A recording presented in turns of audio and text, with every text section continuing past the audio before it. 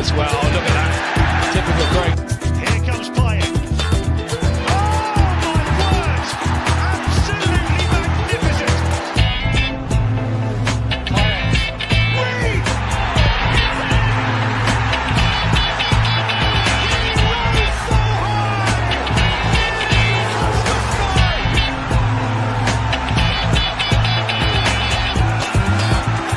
2-1 down! 3-2 up! It's meant to be! It's surely meant to be! It has Be a long night. Pakatari's played it through, and Bowen's in. It's up for grabs now. He's done it. Good evening, everyone. Welcome to the West Ham Review, and hope everyone's had a good day. Bit of a mixed bag with the weather again today. Bit of wind, bit of cold, bit of thunder lightning. It's all been good. But as you can see, I'm joined by the fastidious Budgie. Hello, mate. Sorry, I'm just readjusting the lighting a little bit so you can actually see me ugly mug. That's a bit better, isn't it? Good evening to you. Good evening, everybody in the chat. I hope everybody's well. I haven't seen who's in there yet, actually, as it happens. Oh, yeah. Oh, there's a few in there, look. Yes, so back to the Premier League this week, Tone. Can't fucking wait, mate. Can't wait. Yeah, it's going to be. It should be a exciting one. Can we get a back-to-back win, Budge? That's the question. That'll be the question. Well, the thing is, look, what we all know. None of us are stupid. We all know that Tottenham is one of our bogey teams, and you know we can sometimes pull off a really good result against them. Sometimes we lose miserably to them. Other times we battle with them to a close draw. So Yeah. really and truly, we can never tell what's coming. But I've got a really good feeling about it, Tone. And all week I've been saying 4-1 West Ham. Nice. We'll go into Now, that. I know that's ambitious. I know it's very ambitious, but it's just a sign of confidence. I mean, I'd be happy with a 2-1 or a 1-0. You know, Yeah, I get I'd that. love a 2-0. You know, a clean sheet. But yeah, I've been saying 4-1 all week, mate. So you know, there's a bit of confidence there. That would be lovely in that. I mean, we will talk about it shortly, but as always, let's say hello to the great people in the chat. And we're starting off with usual, and he's saying, "Good evening, ladies. Good evening to you, usual. That'd be good." Good evening, usual. The great and always my number one. Evening, Rob. How are you doing, mate? Evening, Gaffer, Budge. Hope you're both well. Yes, doing well, mate. And I hope the same for you and the family. Evening, Rob. And, you know, the show's not complete if we haven't got Matt Foster in the show. Big up for Tony and Budge. Well, that's absolutely true. Evening, Daz. Evening, Tony and Budgie. Evening, guys. Evening, Daz. As you know, always lovely to see everyone saying hello. Chatting to each other, that's always good. Matt saying not good Forest point might there. struggle under Ange if he wants to play Klopp's type football, high press attacking football. I mean, yeah, this is going to be an interesting one. Yeah. You know, he's had his first press talk. Seems quite laid back at the moment in the thing, but I don't know, mate. When you look at that chairman and, you know, what happened with him and Nuno. Yeah. But then, notoriously, Daniel Levy was very difficult to work under. And he seemed to manage that quite well in the respect of him not losing his cool and not being overawed by the situation. I think Angie's one of them managers that he doesn't let it phase him, you know. If I'm winning, I'm winning, and I'm grateful, you know. If I'm not winning, then, you know, all right, I've got a lot of talking to do, but I'm quite capable of it. You know, he's one of them, isn't he, you know? It will be. I think it's going to be an interesting concept. I think he's probably got a better squad, what he's taken over, what he did from Spurs, you know, with Forest. I think, you know, they've bought some great players there. So that could be absolutely beneficial for him. I mean, like, you know, Matt's saying added on, he goes, he'll get bums off seats though if it clicks for him, because they've got some decent players like Anderson and Morgan Gibbs-White and Chris Woods. I mean, Chris Woods, you know, yeah, definitely. Yeah, and look, I said this the other night to Kieran last night. I said that I felt that Chris Woods is definitely an Ange type player. Mm, You know, he's not going to break that high line. Do you know what yeah, I mean? yeah. And he's definitely the sort of guy that will bring the high line higher than most players would dare. So, you know, he's definitely an Ange type player, in my opinion. Yeah, I agree on You that know, one. I agree on that one wholeheartedly. Let me just get that because there's something I want to talk about as well. Good evening, Arsenal, mate. You're saying last stream with the thumbnail, you Arsenal under ugly. Big up, boys. Big up to yourself, mate. Hope you're all good. get And, up, big up, and man. he's gone with a West Ham 2, Tottenham 1. Well, I can understand why he's gone for a West Ham win. And thank you very much for your support, young man. We appreciate it. Just want to cover on this before we crack on that. I mean, I'm trying to find it first of all. Chelsea. Suddenly, you know, they've been charged with all these FA charges. I think it's Yeah. 75 charges. 74 charges. 74 charges.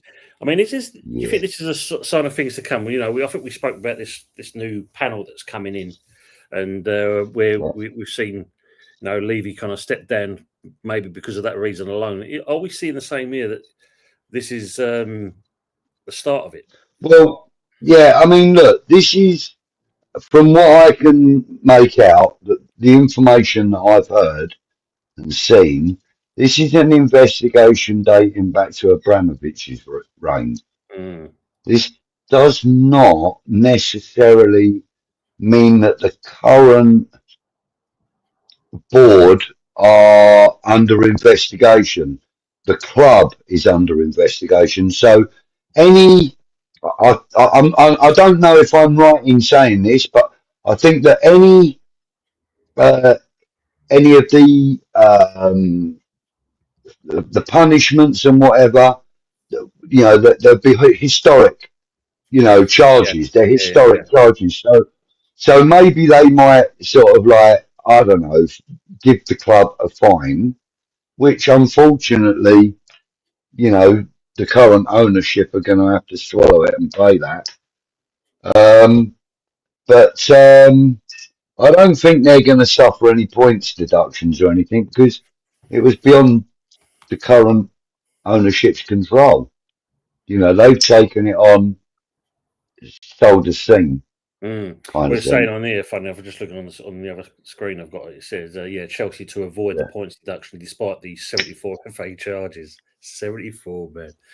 I mean, as we know, the Abramovich thing was, this is probably their way of getting, you know, that name completely out of the club. But I think it'll be interesting times. Going back, so Matt's saying the goal for Spurs is like to be Kudos the Judas, but with banned stalls, so he can't do his celebration. Poor Kudos, and he's laughing. Oh, mate, have you seen today's headline about, you know, half and half scarves? Yes, seen that. Yep. Now, half and half scarves have been banned in the home end. What about all of the people that are genuine supporters of football? They happen to be West Ham fans, or they happen to be Plymouth fans that have got West Ham tickets, and they want to get a scarf. They're not allowed to wear it. They will be taken off of them at security and then guided to the club shop to go and buy another one, basically. Wow. If you're going to wear a half and half scarf, it has to be purchased from the club shop. Anything to make some money, this lot, tell you. Good evening, Leslie. Hope you're keeping well. Evening, Tony. He said, words and pictures. Good evening to you as well. Evening, Tony and Budgie. Words and pictures. Bear with me. I'm going to adjust my lighting because I'm not happy with it. So I can still hear. That's fine. I'll catch up with the comments. He's saying 4-3-3 weekend we're far at the back. We're getting a whooping after the last few years of managers finding a winning formula, then fucking it up. I'm hoping 4-3-3. I'm expecting 5 at the back. I mean, let's hope so. We don't want to go back to part of doing these shenanigans because I think that's really going to upset the balance with the fans. Yeah. Everyone's so Hopefully, this should light my face up a bit better. Yeah, That's better. That is better. Yeah. Good evening, I am Titanium. Hope you're doing well. Thanks for coming in as always. And just like my mate. Good evening, Daniel. Big up, Tony. You're doing well, mate. Looking at the positive when we smash you on Saturday. Thanks, mate, as always. Nuno will be a manager by Monday. Big up, mate. Big up, Daniel. Good to see you as well. It will be an interesting one. I mean, obviously, free agent now. Do you think I wouldn't be against having Nuno because I think he's going to play the kind of football that our fans would find attractive. Mm. But who knows? Looks like Potter's fairly secure at the moment, so yeah. But I suppose let's like not else, think mate, too much.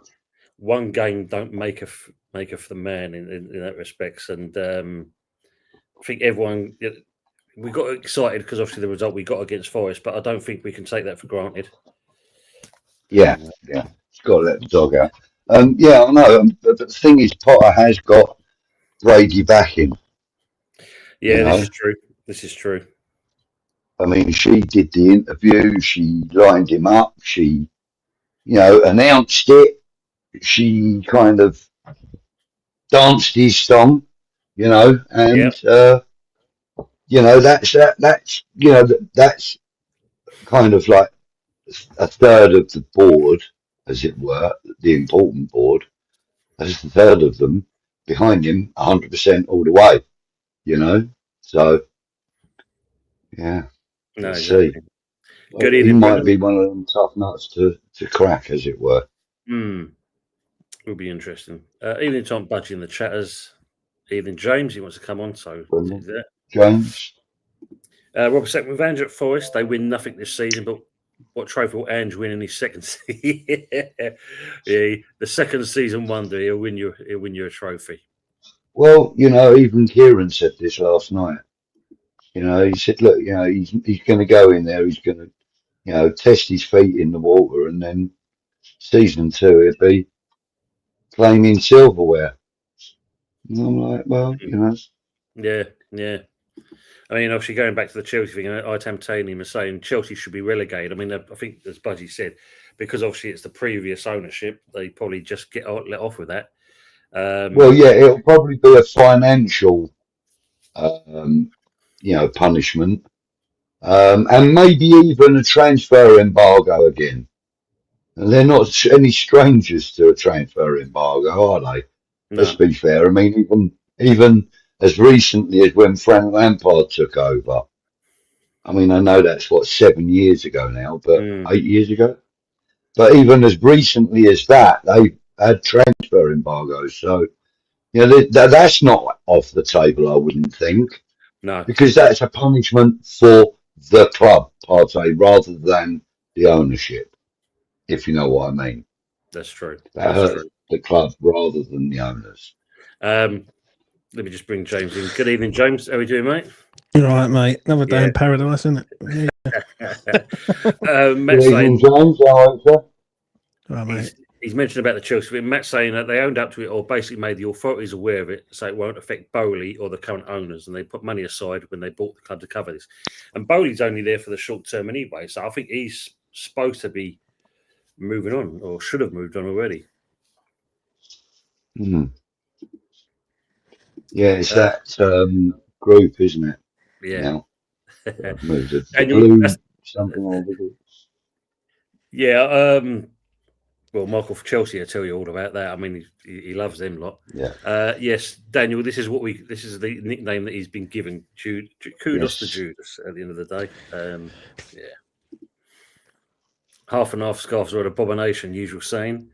And Daniel says, well, they kind of are, mate. Yeah, I mean, to a diehard fan, they are. But like I said, we have to accept the fact that the London Stadium is at least half filled with casual fans, and those casual fans, 50% of them might like an half and half.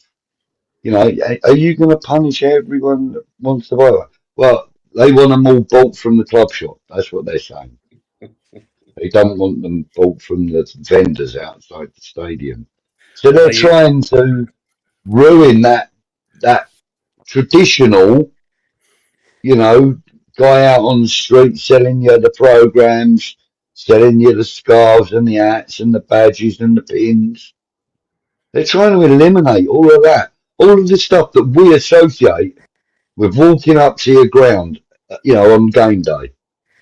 All of that stuff. Whether you use those facilities or amenities or whatever you want to call them, whether you use them or not is irrelevant.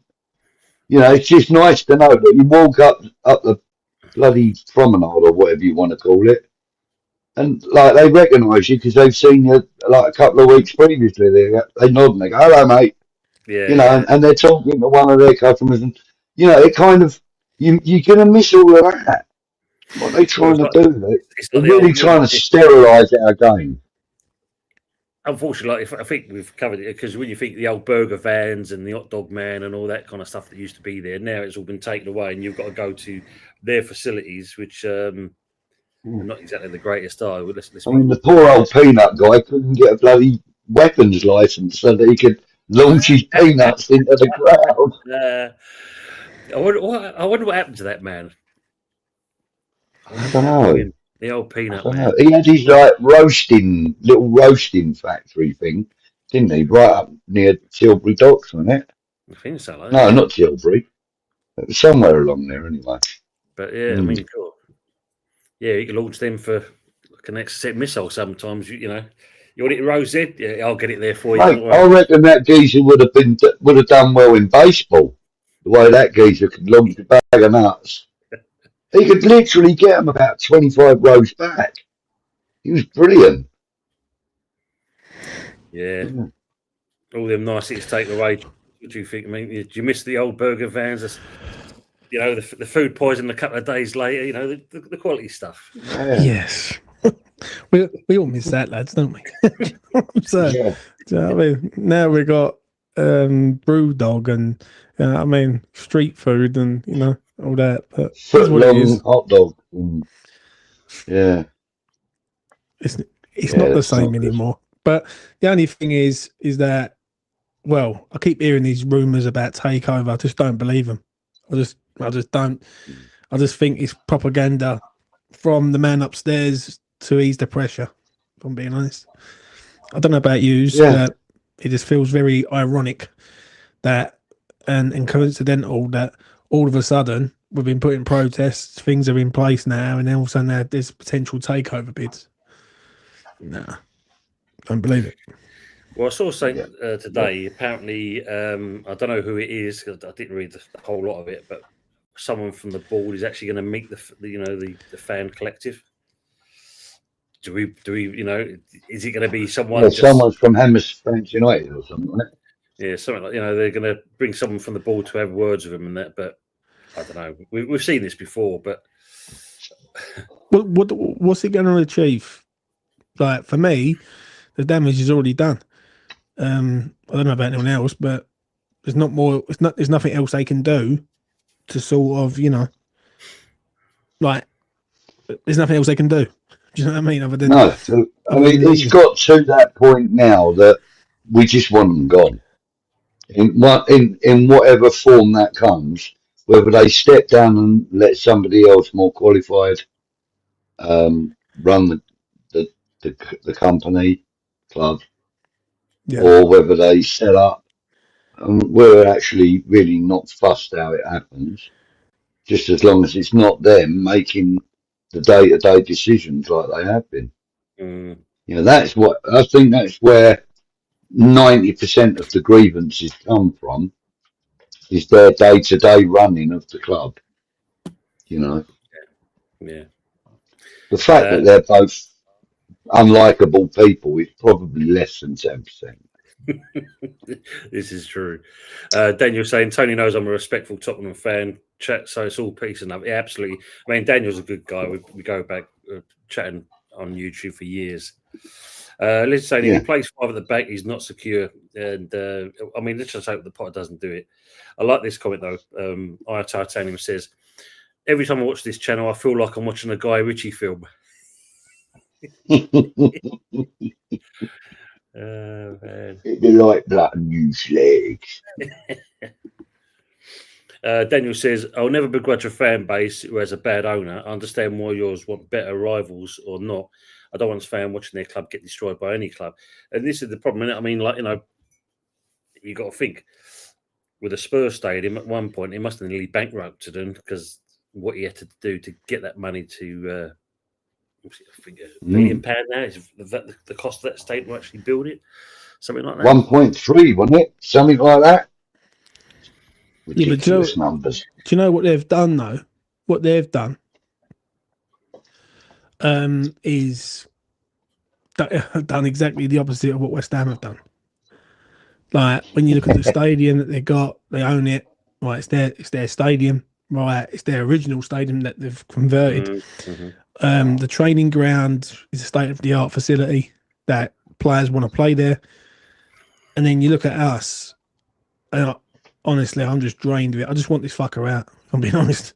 Like, I really do. I just want him out there. It's because I've been saying it for so long time. It's like I can't keep saying it. Like people keep questioning me, saying, "Oh, are you going to be there at the march or at the protest on the 20th?" Like you've been banging on about. Oh, no, I've been saying to these people, I've been protesting for 10 years. Do you know what I mean? Like, you know, like. I haven't just turned up and just started doing YouTube and gone, oh yeah, I'm going to start protesting. I've been doing it for 10 years. Like, and for me, like, I just want them gone, right? For the sake of everything. The issue is, I don't think it's going to be as easy as what everyone thinks. That's the problem. I think they're going to. I see this stuff about takeovers and things like that. I don't buy it. I don't buy it. I've seen it before. Pi Capital. I remember. 18 months ago, you had the Qatari owners. That Qatari was going to take over West Ham, never materialised. I just don't believe it. Yeah, because I know Sullivan ain't going to just down tools and go that easy. You know what I mean? And also, at the moment, they're not exactly a very pretty prospect either, are they? The club, the actual. I mean, we don't own our stadium.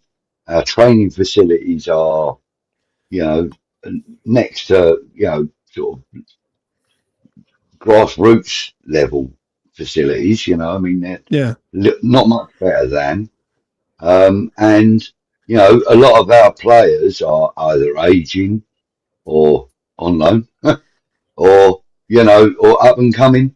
You know, we've got very little in the way of rolling stock that is valuable. Yes, we've got Paqueta, but what is his value now?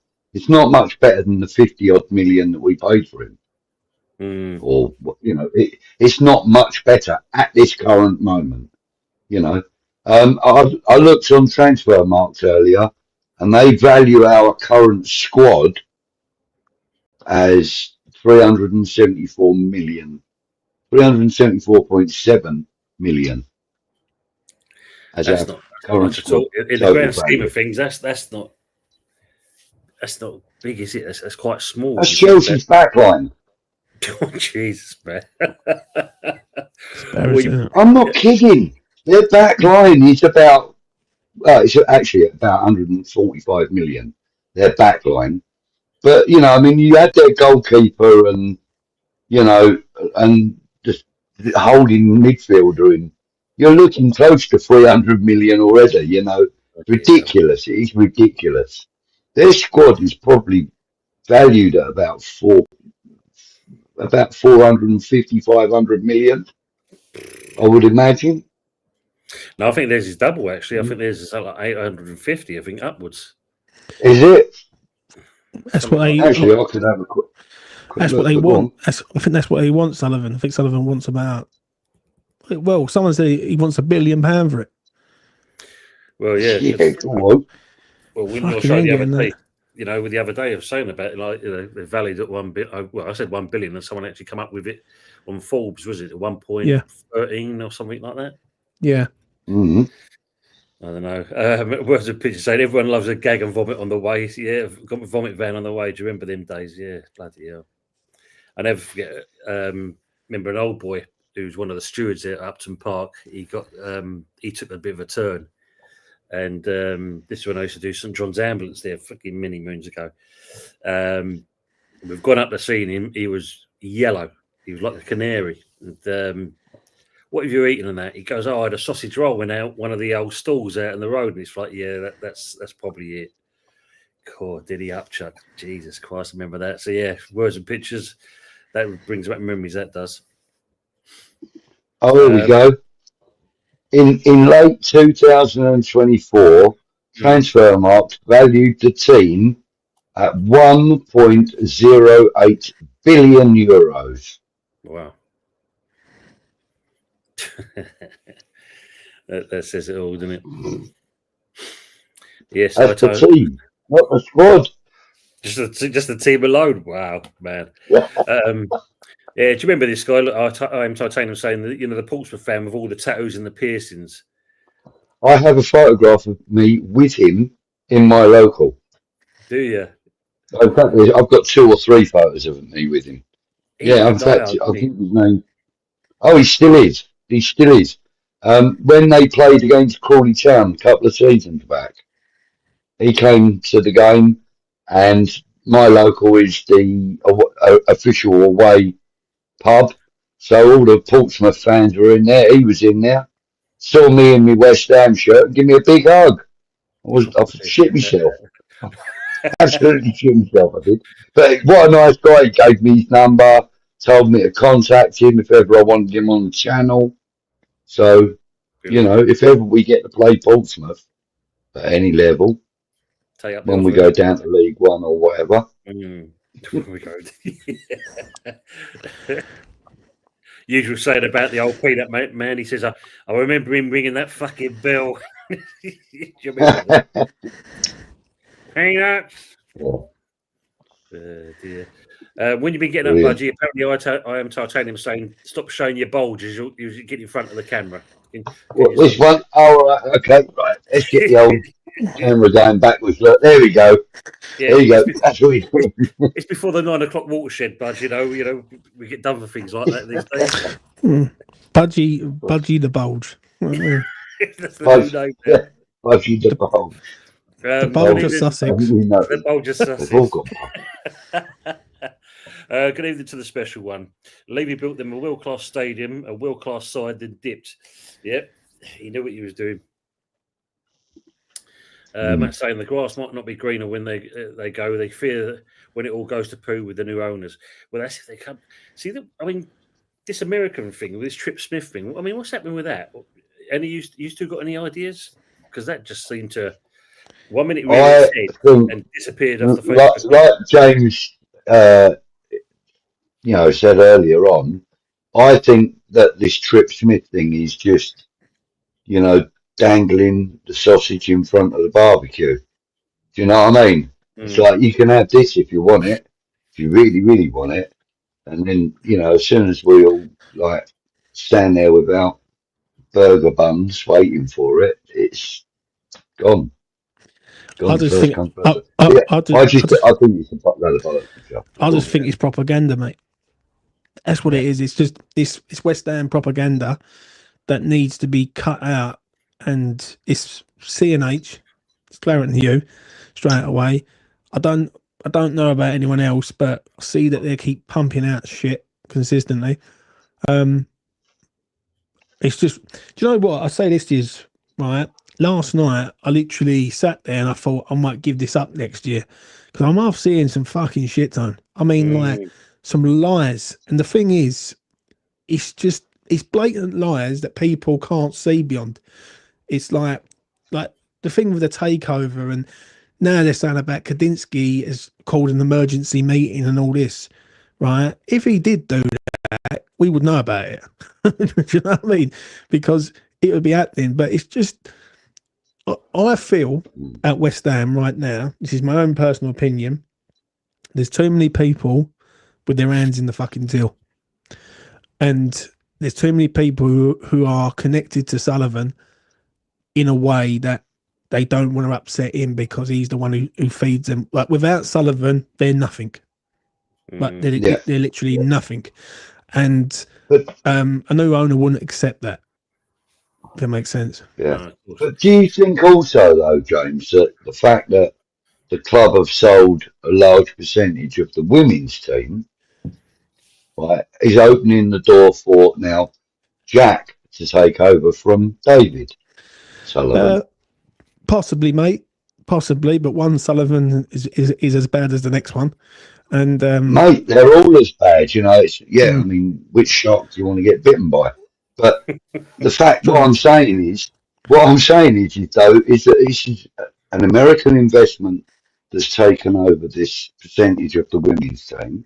Yeah, we have now got an American themed promenade around the stadium in the, with the brew dog and all this, that, and the other, and the foot long hot dogs and this and that, and the little taco stand and all this sort of shit. It's all very, very American. I'm not saying that I don't like American food, because I do. I'm getting quite a lot of it now. But the thing is, like, everything's leaning towards American investment at this moment. It's sort of like all arrows are leading across the Atlantic right now. Do you know what I think is? Certain amount it's franchise football. That's what it is. We're seeing That's exactly what it is. Right, and it's a franchise run club, which is sad. Sterilised. Yeah, like I said something the other day, and then people were coming at me saying, "Oh well, for how bad it was for the people that have left, what about all the good it's done for the people who are there now?" And I looked at it and I thought, for fuck's sake, right? So what? One geezer or two geezers are doing amazing. They've had it right off, but the whole community that have been around there for 100 years. Do you know what I mean? Right. Yeah. Don't worry about them. Do you know what I mean? Like, don't worry about the locals. Just worry about the next gen. Like, listen, I ain't got a problem with anyone earning a few quid, right? I haven't. That's not my argument. And this is my anger towards a lot of people, especially when it comes to the ownership of this club. Is my anger is more to do with the area. That's where my anger comes from, because I feel like they lied to the locals to get them to get them on side. Because if the locals wasn't on side, there's no way they would have got that move through. No chance. Yeah. All the businesses would have spoke to the fans and said, "Oh," they've turned around and said they're not taking us, and then the fan base would have acted like they're acting now back then. And that's what irritates me more than anything. I mean, there were some protests against the move, and they started beginning to get a little bit of traction, but the fact was that there was nothing that was going to stop it from happening, because once Sullivan, Gold and Brady had started the ball rolling with, who was the mayor of London at the time? Khan? Livingston. Oh, Livingston. Ken Livingston. Yeah, in 16. Yeah. In 15 when it all started off. Once he started the ball rolling with him, now it's in government hands, etc. Mate, there weren't no stopping it. That was an ever-growing snowball effect. That was never going to be stopped.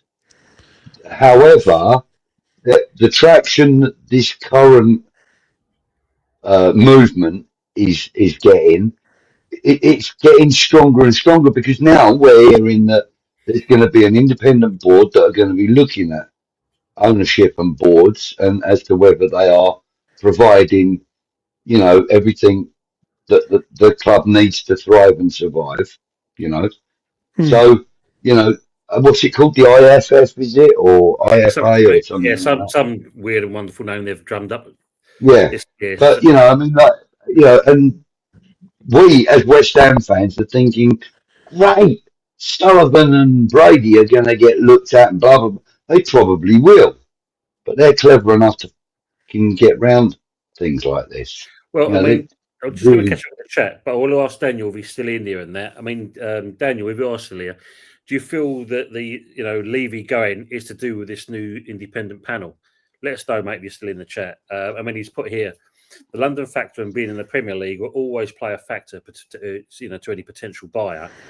But you do have the advantage of being in London, which I get that point. I mean, going back to what you said, James, when you think when they built the Olympic Stadium and everything else around it, the amount of businesses that had to go. I mean, for instance, where up the road from the Carpenters, you had I forgot their name now, but they're fish market. They've been there 100 odd years. Smokers of fish and this and the other and so forth. They were turfed out. They literally were evicted. They had to get out of the area. Right. Because they acquired all the land around it.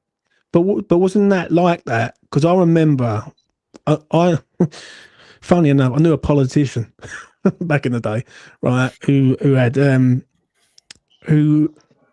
basically knew what was going on over the London Stadium. Now I'm going to roll back to about 2008, 2009. Obviously, we got approved the 2012 Olympics, didn't we?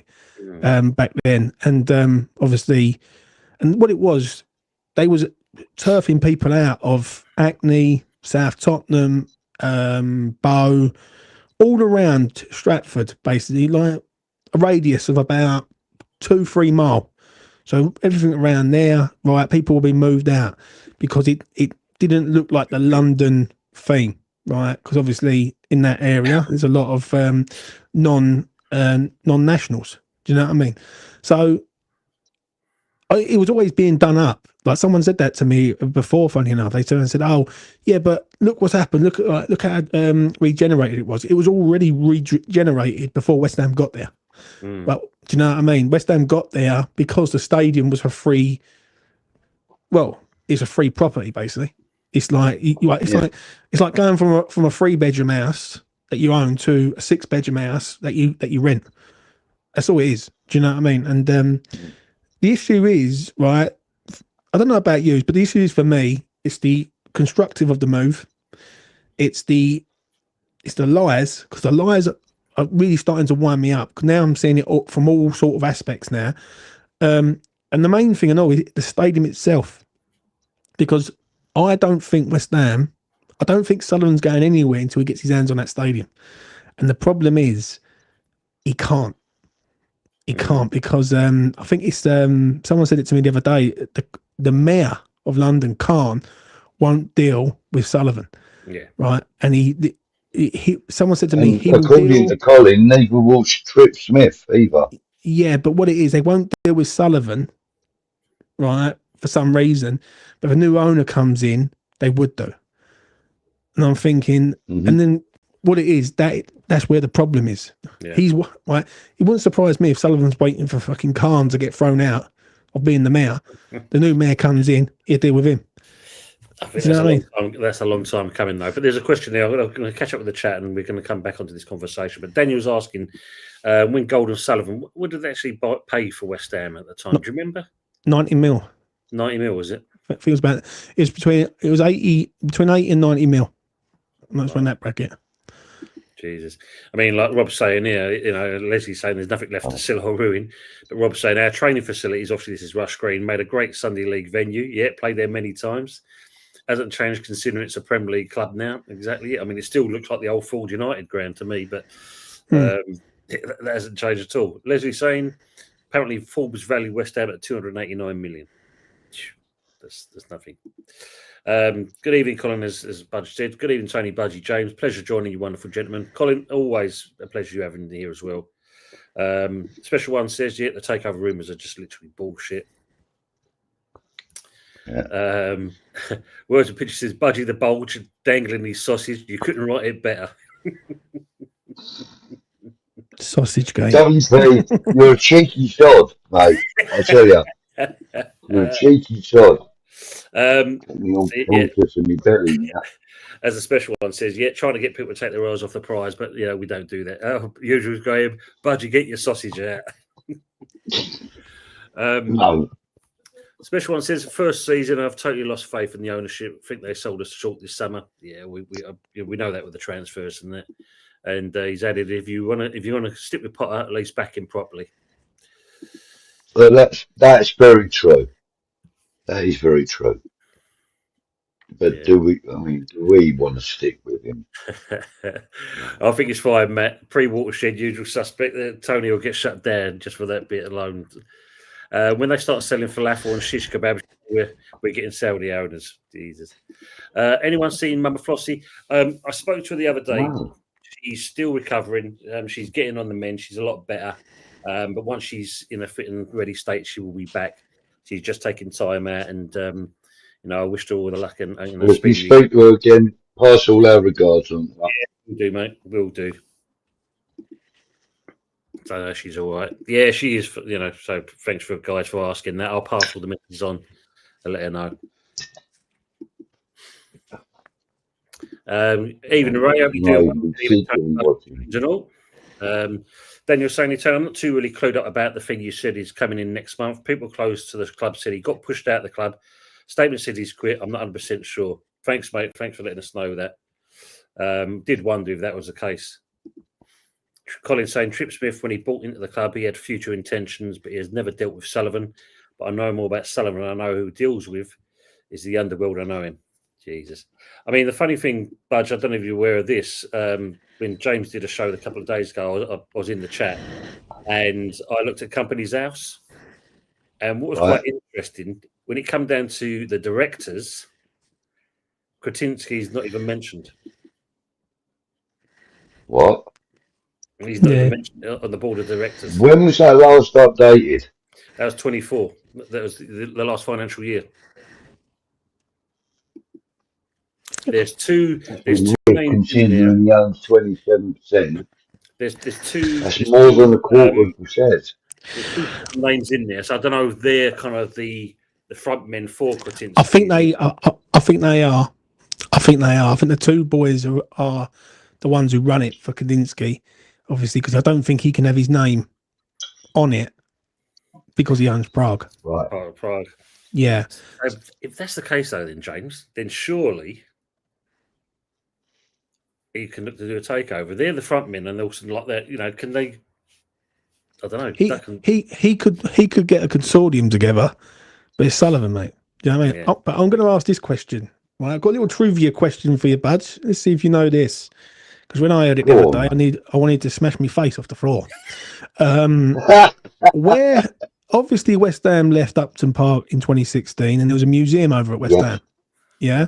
I know this. Do you know where all the trophies and the history are from the museum currently right now? I don't, but I would hazard a guess at a storage unit somewhere in East Ham. I'll tell you where it is. It's in Hatton Garden in central London in a secure vault. So all our history is in a vault in a fucking jeweller's. Do you know what I'm saying? When I walked out the other day. I done a video when I was walking out. I had a bit of a debate with Russ from West Ham Network, which was good. Yeah. And someone said to me, "Do you know where?" Because I said about the museum. Like, why is there no museum over the LS? Because obviously West Ham can't do nothing to the ground. Right? It's basically they can't insert anything in there for some reason. I don't know what the reason is, but they can't do it. Anyway, someone come in the comments, turned around and said to me, "You do know where all the stuff is, don't you?" And I basically said, "Yeah." I said, "Yeah, it's got to be in a storage unit or something like that." And someone told me it's in Hatton Gardens in central London in a vault. Like, that's it. All our history is just tucked away, Bloody hell. gathering dust in a fucking jeweller's somewhere, which is embarrassing. Wow. Let's be real. So I just had breaking news, and this would be great news for Fuzzy. And that Man United goalkeeper Andre Onana completes loan move to Trabzonspor. Fuzzy will be happy as Larry. He'd be gutted. He loves him. Oh, He man. loves I'll tell you him. what, Thank God for Grimsby, mate, because we would have had him at West Ham. This is true. This is true. Rob's adding in there, bottom line, as soon as pressure builds up on Sully, we get drip-fed information to give us a glimmer of hope. They're going total bollocks. Yeah, absolutely, Rob. Totally agree on that. And Rob says, usually saying to Rob, he hates the supporters and the feeling is mutual. Yeah, we hate him as well. The special one says, yeah, the trophies are stored at Central Park garages. Dear me. I was going to say the big yellow storage place down at Barking, but you know. Yeah. True, yeah. Daz is asking, how do you think we will do on Saturday against Spurs? Well, as I said right at the beginning, I did say I think we're going to win 4-1. Now, I know that's highly unlikely, but I am going to go for a 2-1 win. That is me. That's where I am. What about you, James? I done a video on it about 15 minutes before you come on here. And I don't know why I've got a feeling we're going to turn them over. Right, but when I say turn them over, I think we're going to get something out the game. I don't think we're going to get beat in this game. I just feel like something just tells me I feel like we're going to like be up for the occasion. Obviously, Spurs, LS, Saturday night, Kudus' return. The fan base are walking a bit of a sort of eggshells at the minute, just to see like which way this is going to go with Potter. I've just got a feeling West Ham might turn up in this game. I really do, and I don't know what's making me feel like that, but I just feel like we might be all right. Like they are. Listen, they're a good side, even though it pains me to say it. They are a good side, but they have got weaknesses, and it proved it against Bournemouth the other week when they lost 1-0. Do you know what I mean? Yeah. But I do think we need to score first in this game. If we score first in this game, we get something out the game. I don't think Spurs come back and beat us the way Chelsea did. But it all depends on Potter for me. It's a massive game for Potter on his team selection. Depends on what that back line is, whether there's 4 or 5 in it. Yeah. Be 4. I mean, hopefully he learns from what he did in the Forest game. I think that's the thing. If he learns from the Forest game and he can transfer that into this game on Saturday, then as I put in there, can we progress? I think that then that shows a sign that we could possibly start to turn the corner. I'm not saying it's guaranteed, because as we know, this manager, unfortunately, he does like to go sideways and backwards sometimes with his tactics and his way of thinking. But if he can get this right, as I agree with you, James, if he does that, then it's good night. And I mean, I love Budgie's scoreline. I mean, 4-1. I mean, if we can do that, I mean, blimey, we'll be talking about that for quite a few If we weeks. do that, Tone, I'm coming up to yours. You'll take me out for a Chinese. Sounds good to me, mate. Sounds good to me. Are you doing a watch along on? I'm actually working, so I'm hoping if I'm coming back, it'll be literally more likely the second half by the time I get back anyway. So you're hoping that when you switch your phone on, that there's not a message from me saying, what restaurant? Well, I'm going to be doing a watch along time. So if you want to come on, just message me. You can jump on for second half. Jump on with me. Yeah, brilliant. Yeah. Sounds good. Thank you, mate. You know what I mean? So I'll be sitting there going through the motions. If we're 4-0 down, I'll be like, Tone, I need fucking therapy, mate. 100%. Help me now. I mean, people in the chat, let us know what your score predictions are. I mean, Daz has asked the question, so let's hear your score predictions. Daniel's saying, big up Manana for that Europa League. Yeah, absolutely. Matt's also saying the Turkish league is buying our rubbish players, Onana, Alvarez, etc. I am Titanium says, I'm a Man United fan, so he's very happy that Onana's now finally moved on. Daz says he's going for a 3-1 win. That's a nice one. Yeah, we get that, but yeah. Hopefully. Well, did think this at one point, Rob. Wouldn't be surprised if Sully has sold all our history too. I mean, we did think that, but if he's got it stored in a jeweller's, and that at least there's some kind of hope.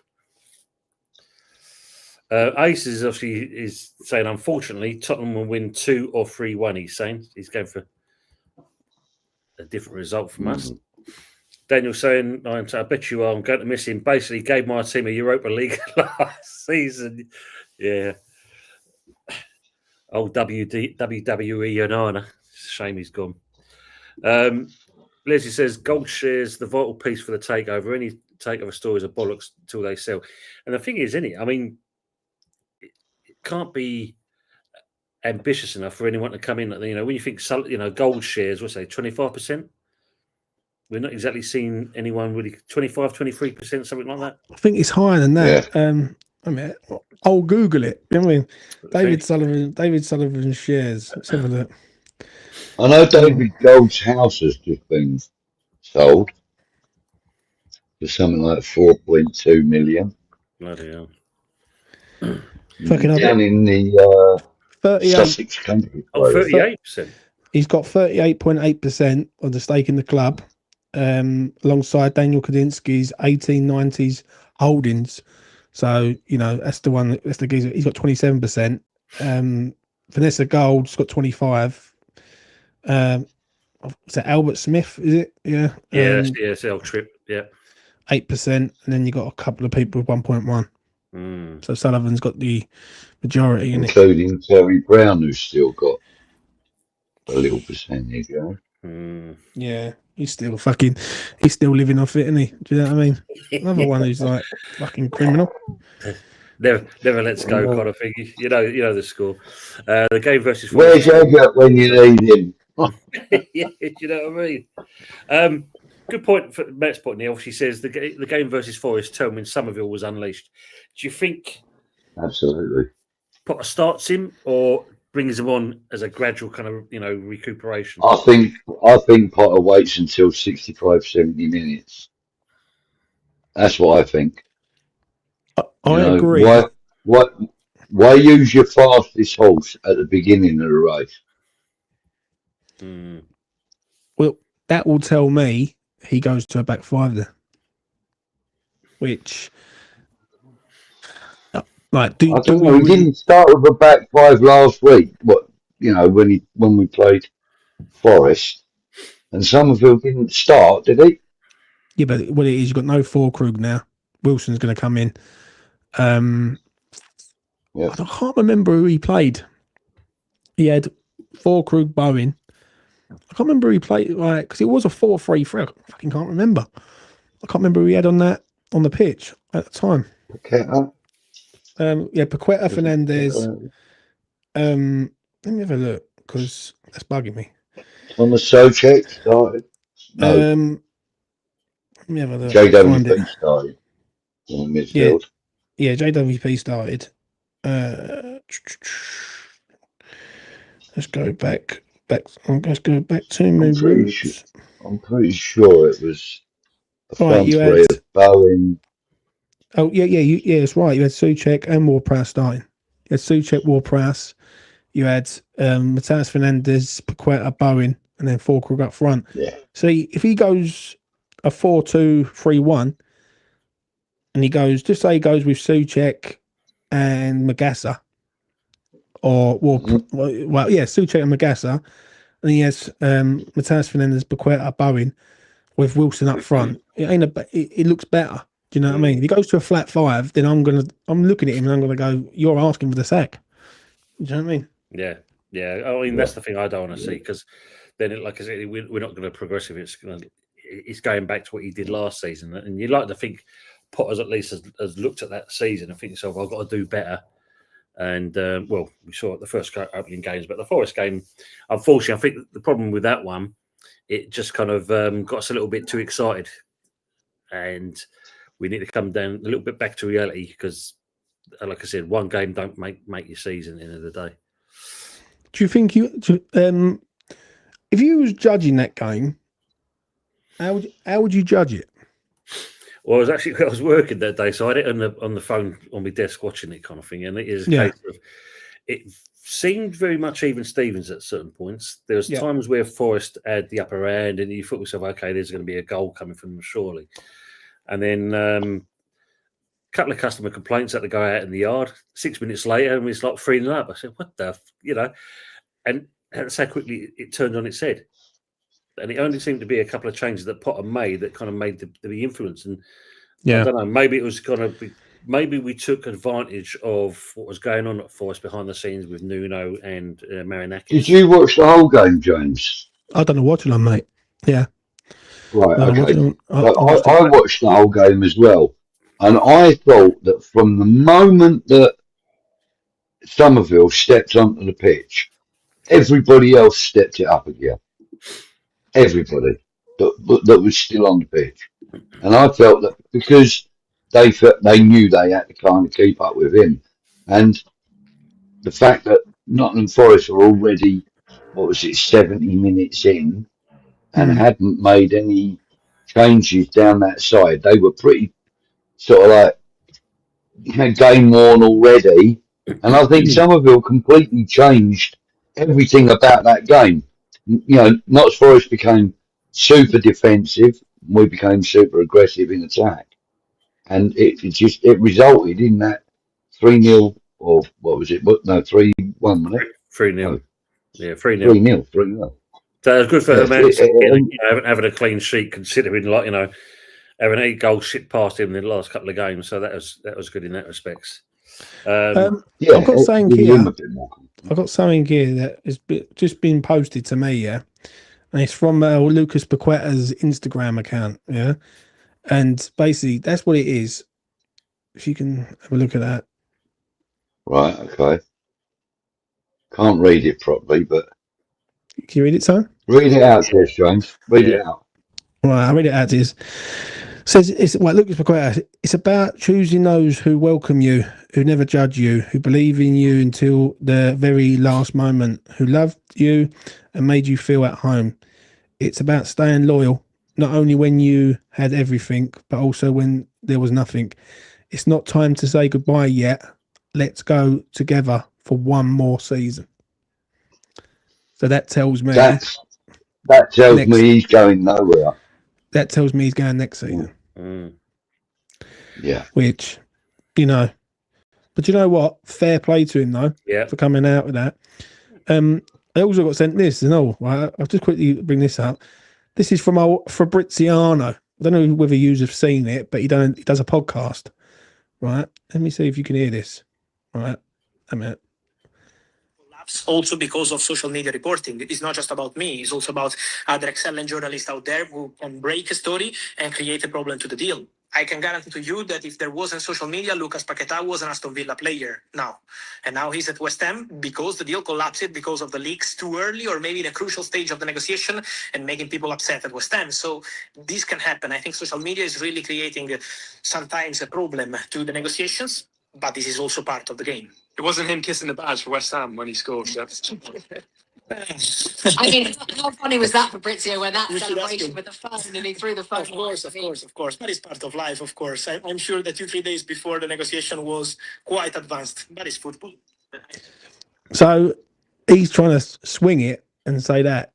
I believe it was because the fan base erupted that night. I done a space that night. I had about 1,000 people in the space. Basically turning around and saying like, this is not right. And obviously you go and sell the player 24 hours and look what we done on transfer deadline day, which was shit. So, that's what it is. So Paqueta looks like he's out next season. I mean, as you said, mate, it's fair play to him. And I like the fact that he has stuck by us, and he's realised that we've stuck by him and he's repaying the favour. Yeah. So either way, I'm assuming he'll walk away with his head held high without the fans kind of giving him shit because he's at least he's done what he did. And I think that the poignant thing was when he scored the goal and doing the phone call, throwing it away, and then basically saying kissing the badge to say that I'm still a hammer, whatever way you look at it. I think that goes down a long way, but at the end of the day, we all know because obviously what happened with the FA and their shenanigans, it cost him and cost us decent money and a player progressing and with his career before he finished. So no, fair play, like you said. Yeah, listen. At the end of the day, he's at least he's come out and said it. This is what I got to put up with, Tone. Mohamed Kudus giving West Ham fans nightmares. Oh, do you know what? If we turn these over on Saturday, mate, I am going to be ruthless. Do you know what I mean? Fucking be on E20. Can I just say something also on the Paqueta thing? I just want to say this is kind of images. I'm getting kind of the same kind of vibes that I got when I learned that Paolo Di Canio had turned down Alex Ferguson. It's because he realises that the love that we've shown as a fan base and as a club, it's kind of he felt that he would repay that by showing loyalty to us and to the club. And I think Paqueta's doing the same thing, at least for the next season, and he's saying, look, let's do this. I'm going to give you 100%. Now that my name is not being dragged through the mud, I can give you 100%. Yeah. Let's enjoy it for this next season. And, fair play to him. If Declan Rice had done that, like a year before he did go, then we would have been a lot better equipped to deal with his departure. Now we know we can actually prepare for next summer when we know that we've got to find the next Lucas Paqueta or the next Di Canio or the next Payet. True. We've got to find one. We have to have a Maverick. Imagine if we would have sold him in this window. We were fucked. Yeah. But we're relying on players. Yeah, no midfield in there. He's our highest scorer this season, eh? Yeah, I mean, Matt saying 2-2 Desmond for the game in West Ham and that. Leslie Oates for a back 3, 2-1. Back 5, we lose 4-1. Bloody hell. Evening, Harry. Hope you're doing well. All right, fuckers. Good to see you, Harry. And Awesome, yeah. Hope Lemons doesn't follow suit yet. Two of the worst Uniteds in the league, bloody hell. Harry says, don't spank all your monkeys at the same time, Budgie. Cheers, mate. Daniel saying, I'm not really watching Lemons, so a bit unknown to me how we're doing the Premier League. Yeah, I don't know about this keeper that they've got, but we'll see. Colin saying, gents, what I'm wondering about is what formation I'm wondering whether he might play Igor alongside Kilman, Mav, which I hope he doesn't. Well, I think this is an interesting one. This Igor one from Brighton, where he's going to be turning out. Let's hope he ain't a dud. Yeah. The last Brighton player we got on loan was. Yeah, that's true.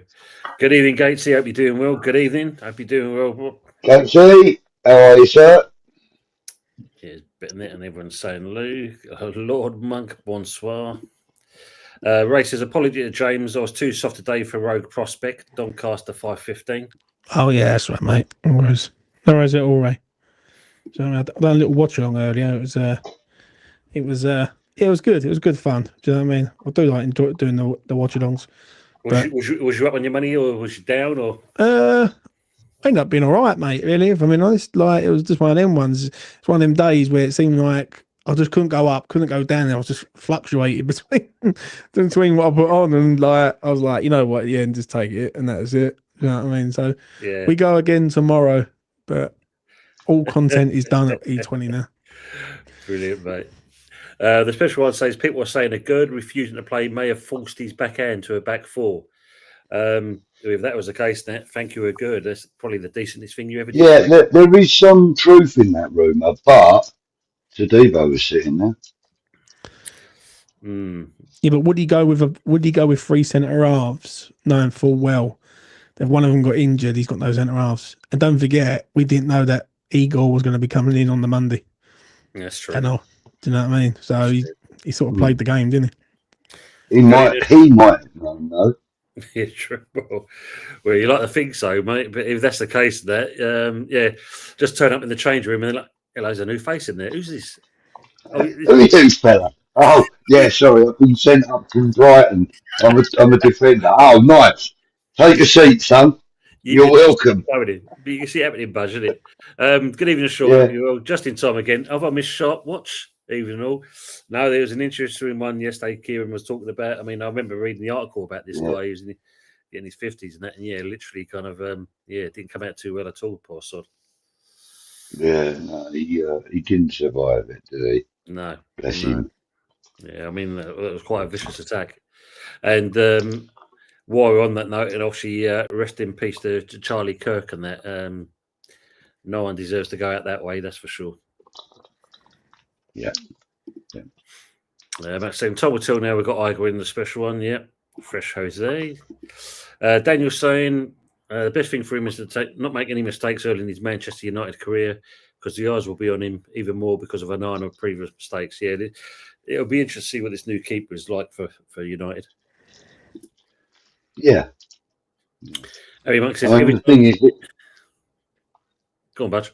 yeah, go on. No, I was just going to say, let's just hope that he's as bad as Onana. You know? Harry saying, every time Jimmy Onana. steps on the pitch, I feel love. Yeah, I mean, Jimmy's brilliant, isn't he, you know? Yeah.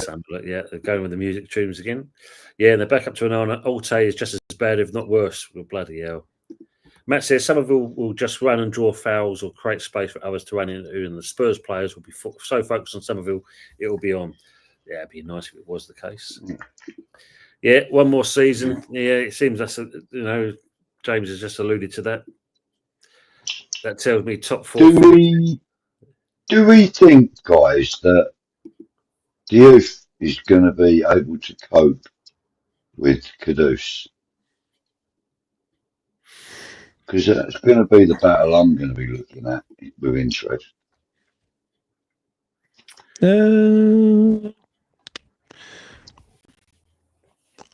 I think can Kudus defend as good as Diouf can? Because when the Diouf goes forward, can Kudus defend then crosses, or would he be lazy in his approach? Oh, he'd be lazy like he was with us. You can Do you know what I guarantee mean? that. He's a forward. He's a forward for Tottenham. He's not interested in defending. I think the main thing is with Diouf and that he's probably, in certain respects, can have the same pace as what Kudus has got. So, in that respect, pound for pound, and maybe if you think about it, there's the Ghanaian connection kind of thing as well. So that could be another thing that kind of that rivalry. But it's been said that he's quicker than Kudus. Well, so even better. That's what I'm saying. Will he be able to cope with Kudus's trickery and stuff? Well, so far from what I've seen, I really ain't got a lot of bloody worries about Hugh, to be fair.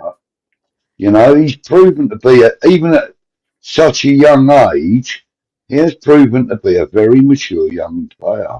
And he's doing all right. And, I know we shouldn't put too much pressure on the young man's shoulders, but I think he can cope. I mean, I was kind of doing the devil's advocate thing, asking, can he cope? I think he can, and I just think that there's going to be a lot more pressure on Kudus than Diouf.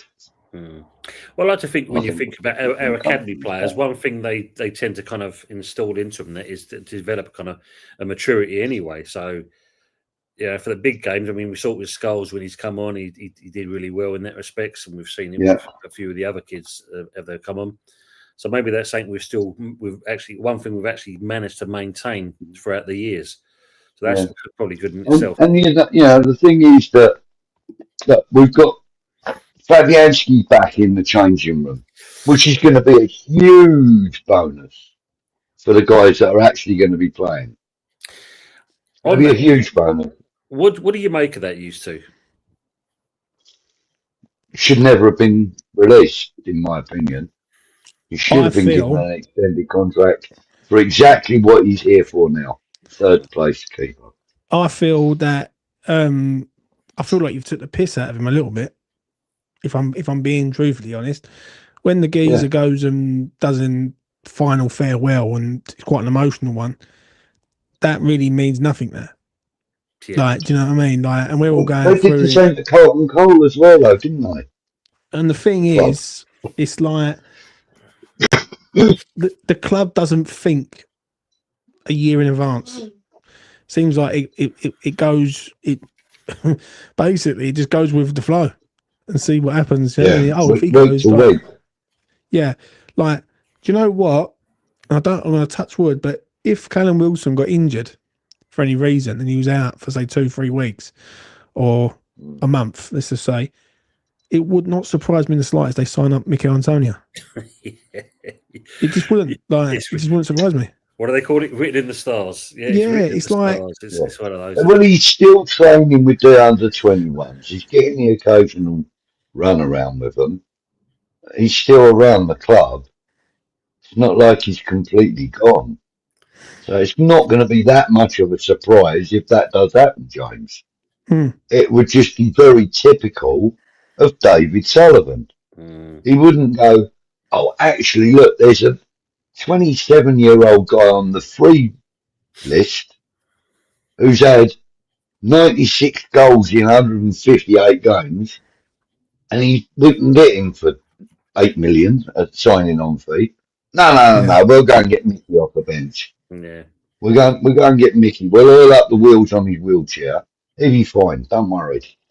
I mean, for me, going back on the goalkeeper thing, I think more than anything else, they should have got rid of Fodringham, kept Fabianski on, but also in a coaching role. Like I said to you, for me, he should have been the goalkeeping coach. You know, he knows the club inside and out. Absolutely. And that would have probably been, knows that job inside and out. Yeah, it's the ideal, situation to do. It seems the right thing to do, but we are talking about our club, unfortunately. Yeah. Good evening, Fly Fox Pro. Hope you're doing well. Hello, he's saying there, and Harry's saying hello to him there. Foxy. Great comment here from Neil Fitzhammer. Good evening, Neil. Up you will, mate. He says the Forest game we started with a different formation, but we still had a negative double approach for the first 80 minutes.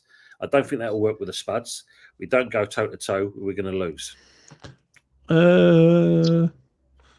Yeah, but I think it's what are we trying to do here? Are we trying to play to look good, or are we trying to play to win, or are we trying to play not to lose? What are we like? What do you like?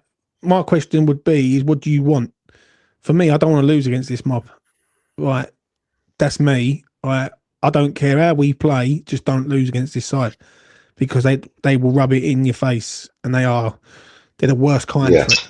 Do you know what I mean? So yeah, that's my take opinion. a draw rather than a loss, and a win is a massive bonus for you.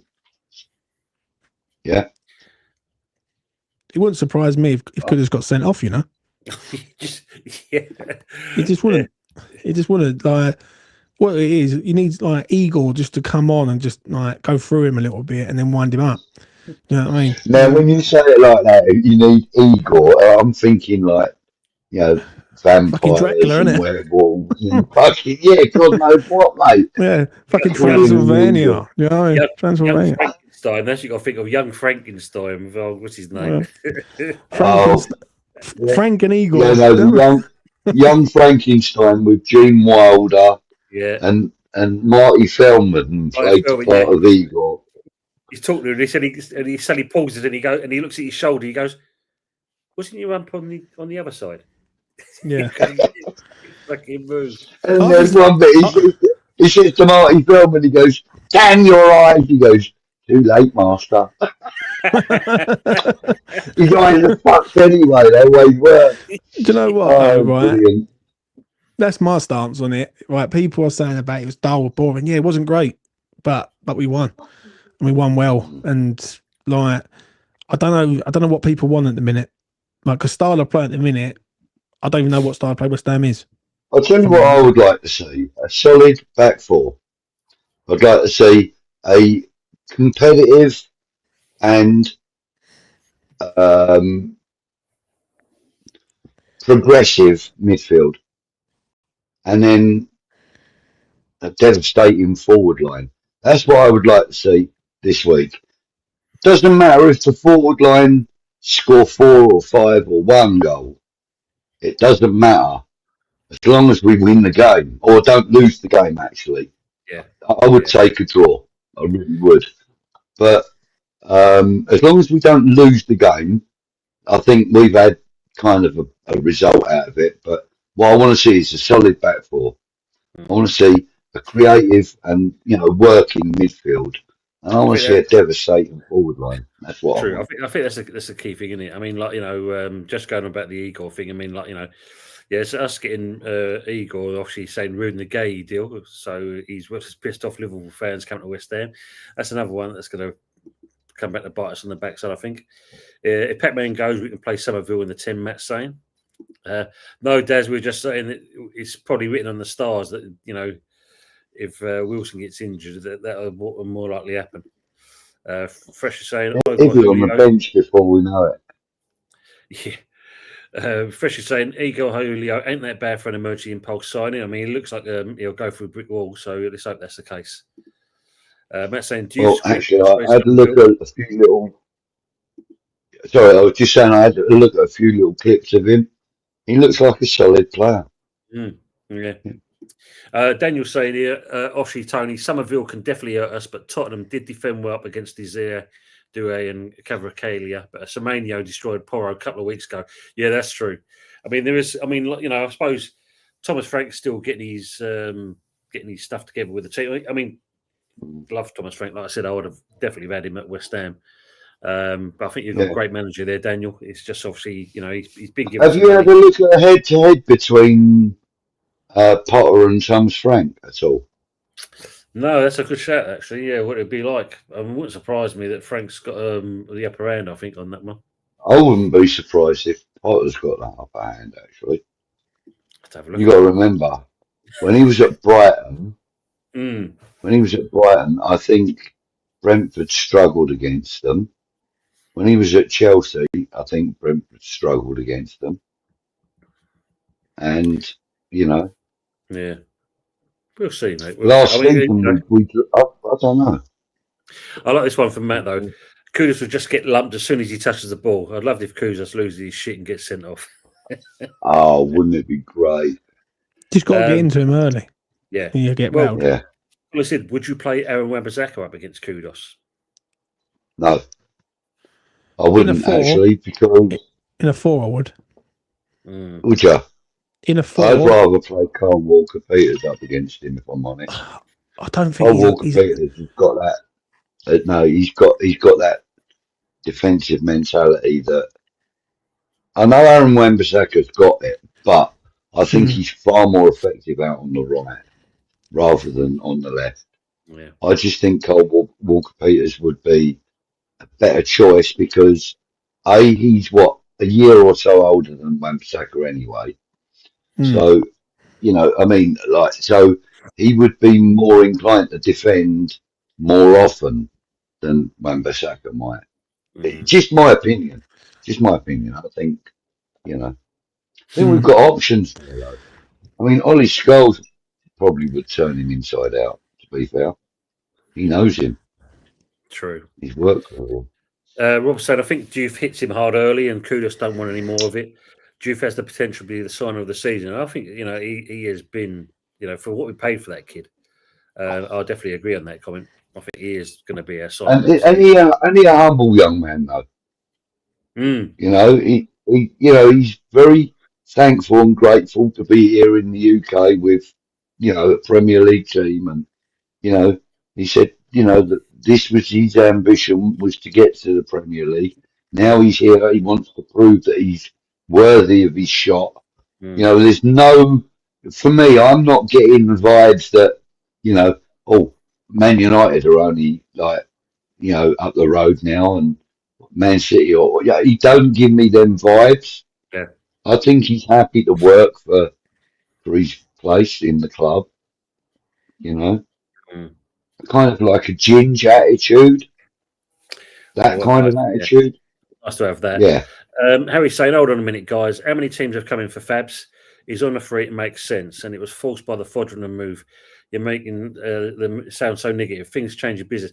I mean, for me, Harry, what I'm saying is just a fact of, I felt at the time when they released him, they could have done so much better with him. For me, like I said, he should have stayed on as a goalkeeping coach. I understand where James and Budgie went with this, but for me, I'd rather turn that into a positive in just use him for what he's good at. He's no mug, is he? I'd have used him for his potential to build up keepers. Look, for me, I would never have let him go in the first place at the end of last season, right? He would not. I would have offered him a position. I would have said to him, "Listen, as you said, son, what we need is we need a goalkeeping coach that we can also use if our goalkeepers are struggling or injured or whatever, and we need a third keeper. Would you be prepared to do it?"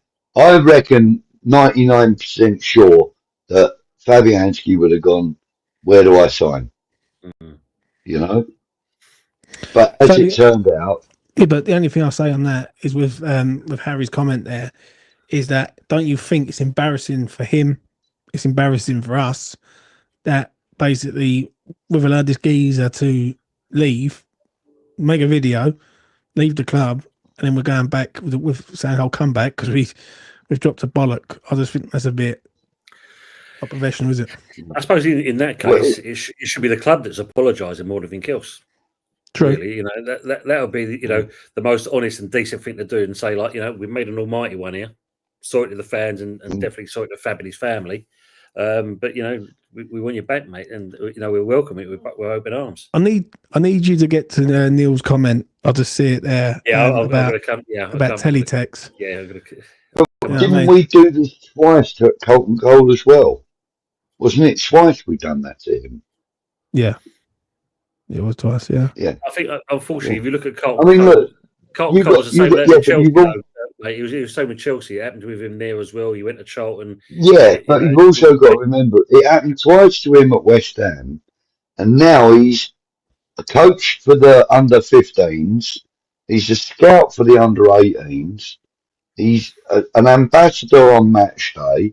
He's a known face in the West Ham fan community. You know, he attends a lot of the fan stuff.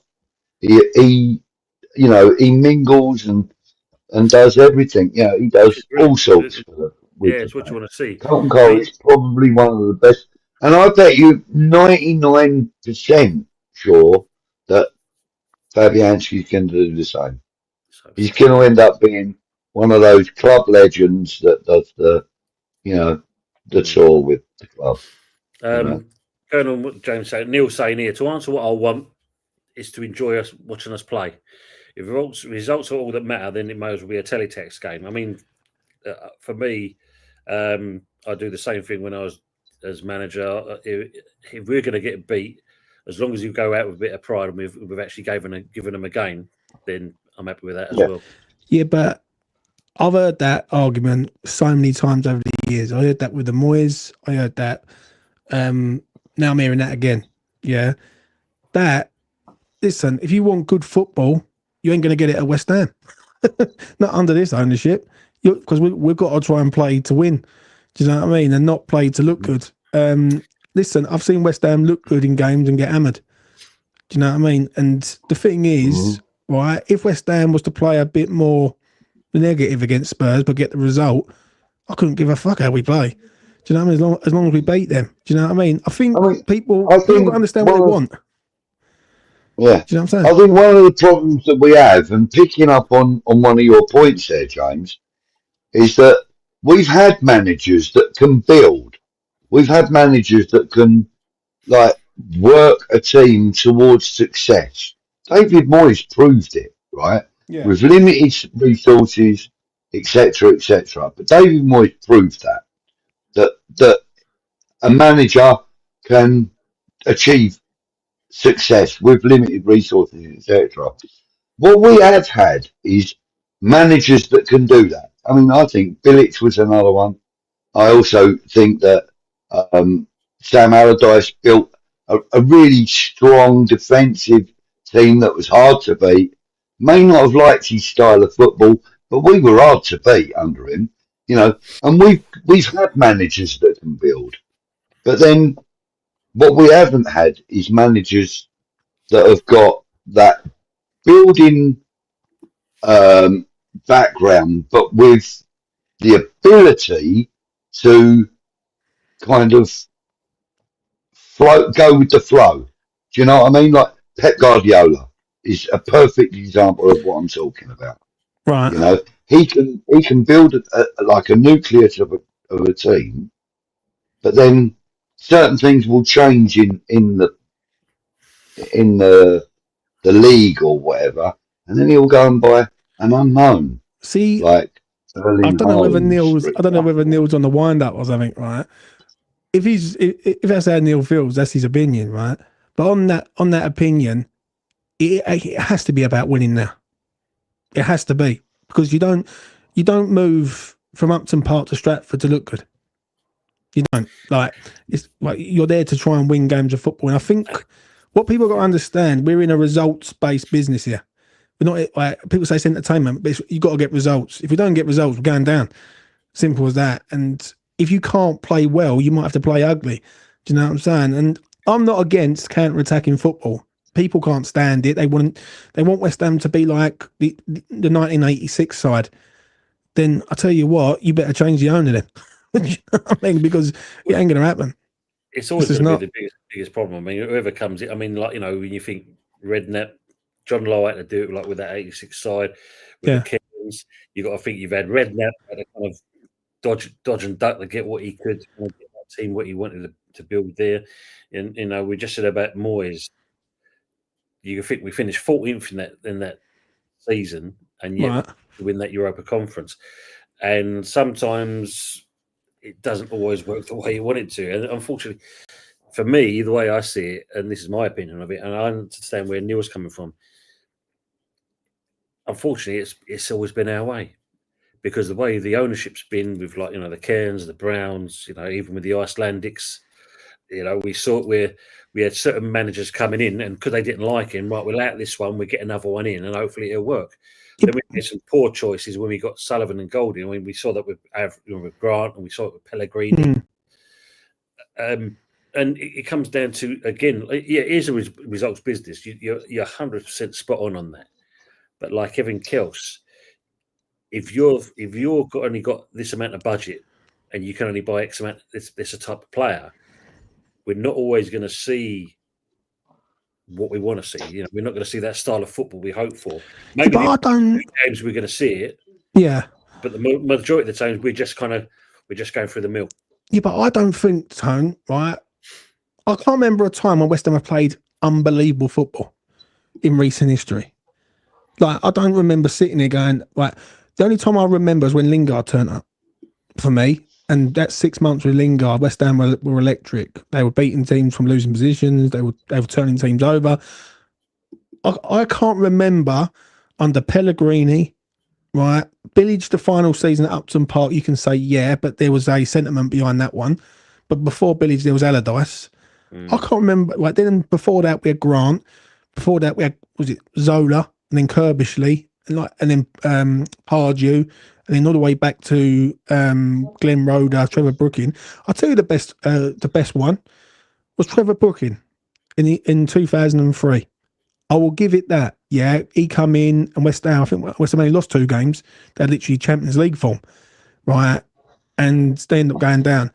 I can't remember for the life of me where I've seen this 1986 football, like this football. I just haven't seen it, mate. Like, unless I've fucking been blind or something, I don't know. But I've not seen it. And the thing is with me, I care about West Ham winning games, right? People care about how West Ham look. I care about winning. Like, I want to see this team win. I want to see this team go up the league. Because if that's the case and it's all about looking good, then why are we moaning about Potter? You know what I mean? You might as well just go, well, let Potter do what he wants to do. If it ends up, if he gets a result doing it how he wants to do it, it doesn't matter. Do you know what I mean? Like, as long as we look okay, he plays the youngsters, it doesn't matter. You know what I'm saying? I get that sense of you. I think that what we're maybe kind of slightly missing here, and you know, and it's not just with our club. You're seeing it with a few others now. We've just seen it recently because obviously Nuno got sacked on Monday. And this is where, and not being funny, I've experienced it when I did semi-pro as well. It's when you get the chairman suddenly wants to gets involved just a little bit too much, and then they suddenly, you know, they want to, you know, like you saw Dennis Ortman write the theme tune, sing the theme tune. They want to start doing. They want to become. It's like you're either a chairman, you're not a manager. you can have your say, etc., and that, but you employed me for a reason to do something. When the chairman's now, and we're seeing it a bit too often now. The chairmans are slowly kind of getting, and I suppose like everything else, it is that kind of that stature and that. I want to be the better chairman. I've seen it going on at this club, so I want to put my penny worth in there. Yeah. And they get involved a bit too much, and then it upsets the apple cart. And before you know it, we have imbalance, and it's very hard to recover. But if you look, for me, I want to see both things. I want to see good football being played when we can. But yes, it's all, we can get a result, great. But we know there's going to be certain games, because like everything else, you always know that there's one team that sometimes have the upper hand, or they've got a particular player will just make that difference in getting the result. And there are times also when the dark arts have to be employed as well. There's that as well. Yeah, but I don't think it would wash if West Ham played unbelievable football and lost games. If West Ham was playing well, scoring goals, but they wasn't getting the results. Say, for instance, West Ham played unbelievable against Spurs, but lost 3-2. Yeah, people would moan about losing against them. Yeah, and if they'd done the same against Palace and lost, there has to be the right balance. I've had this argument so many times over the years, and my argument is I want to see West Ham win. Like, I don't care how they play, right, as long as they win, right? And like people, the issue is from Upton Park to Stratford, it wasn't about winning. It was about looking good. The difference is now we're in Stratford now. Our expectations is to win games of football, as many as we can, to push up the league, to try and get into Europe, and to try and be as big as we can be. Do you know what I mean? Like, do I look at Bournemouth and think, yes, they play good football, but they go nowhere? That's the problem. Like they are a side that's stable in the Premier League. They've got some good players. They play some good stuff, but they're going nowhere.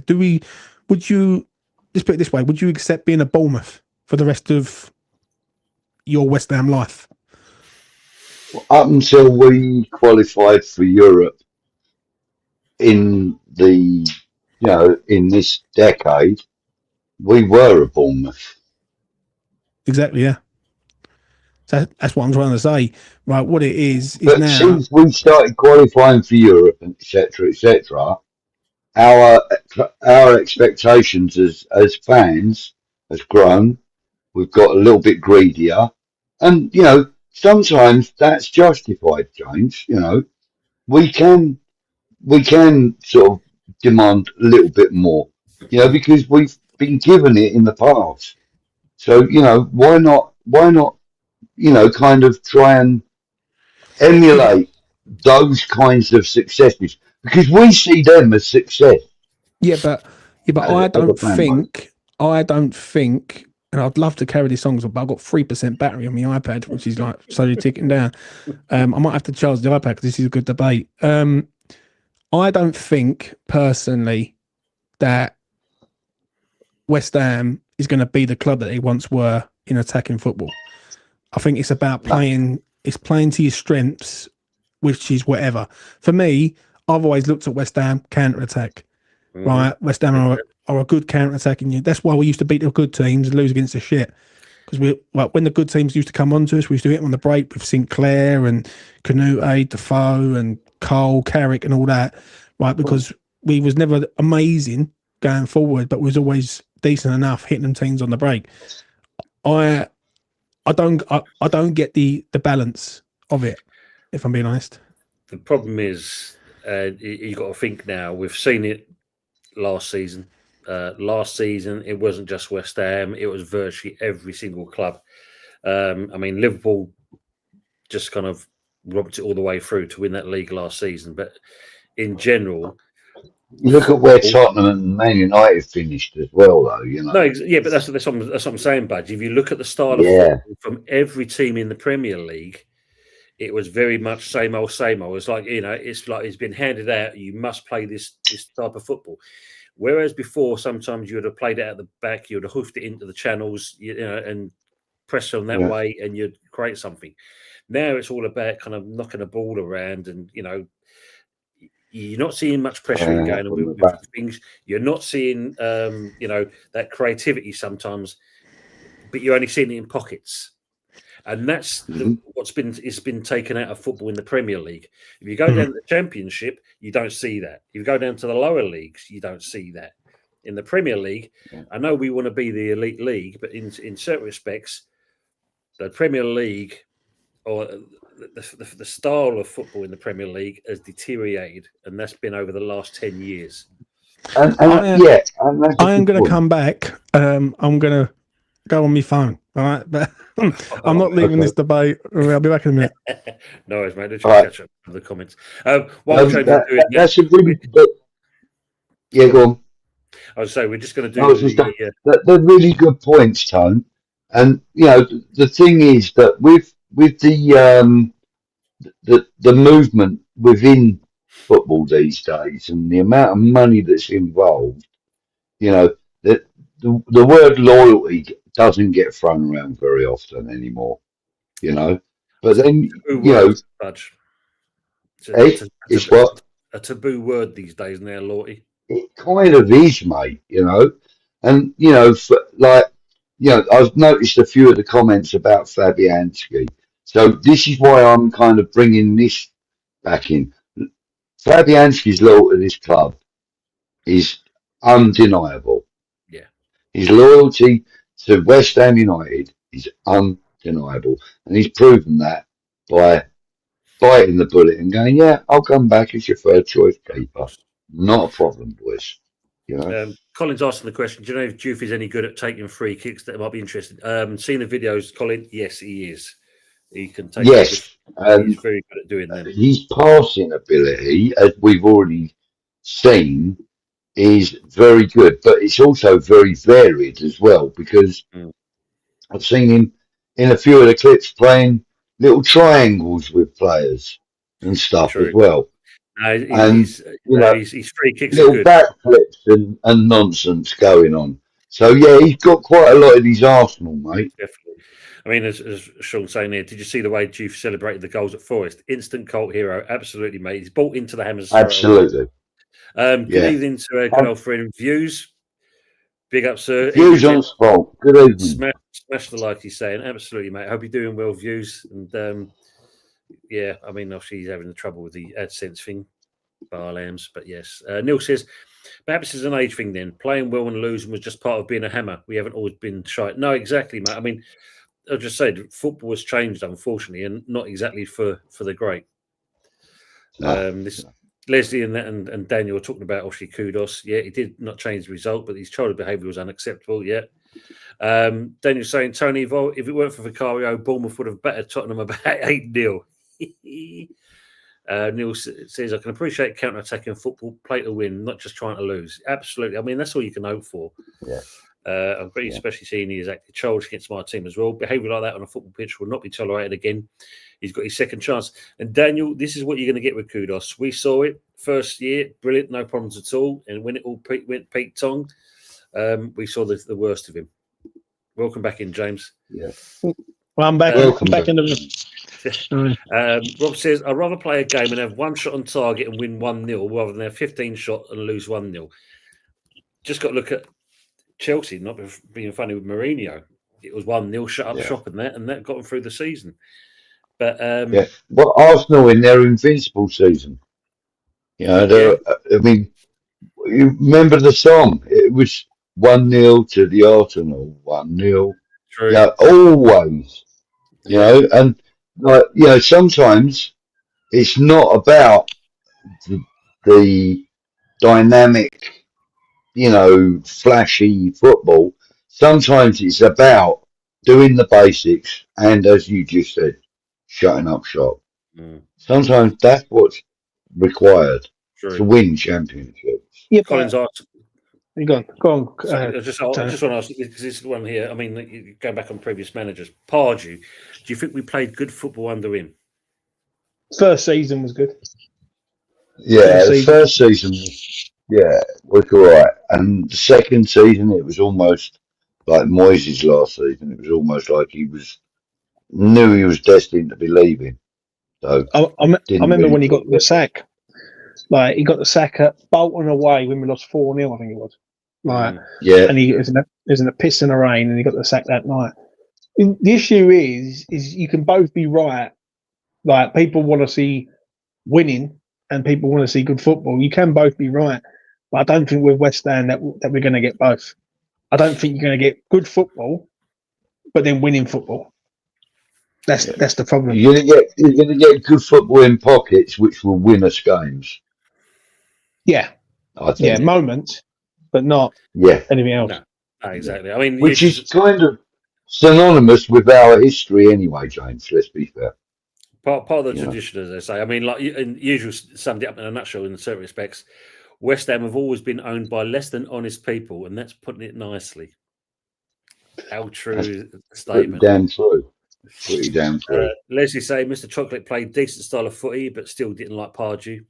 Don't like Pardew. He's saying he was okay, but I think he was brilliant. Big up to Brian CFC. Thanks for the super chat. Big up my guy always. Big up to you as well, Brian. I hope everything's good with you as well. Hope you're feeling better, Anthony. Now Bournemouth is in a league above West Ham. He's saying he's a fucker, isn't he? Yeah, right. He's a Bristol Rovers fan, isn't he? Yeah, that's the one. Bristol Rovers I saw a whip in the back of a Vauxhall Fever in the car park. Go on, the Pirates. Harry never lets us down, mate. He never lets us down. Daniel's saying, as a Spurs fan, I've got to be humble about Bournemouth these days. They outplayed Tottenham the last 3 times we played them.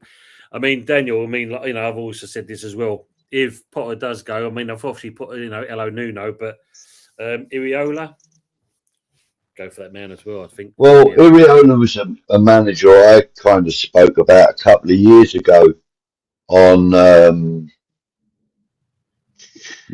think it was on my own channel, actually. But I spoke about him and I said that I liked the look of the football that he played. And, it was quite, because it was only, as I said, it was on my channel, so it was only a small conversation with a couple of other people. But Iriola was one of the managers that I kind of looked at a couple of years back. It would have been a good choice. But for me, you see, I mean, nobody talks about him because he's not a world beater or anything at this time. But I think Danny Blind is a really good prospect for a manager.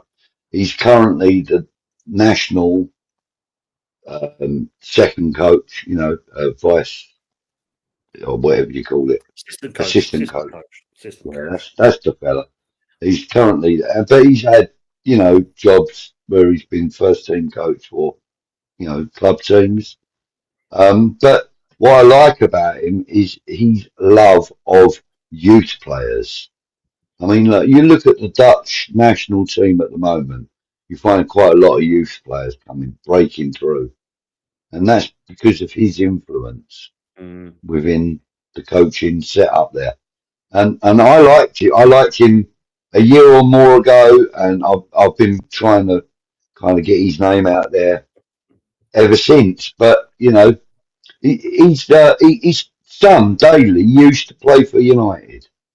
Right? Who would be a good manager for West Ham?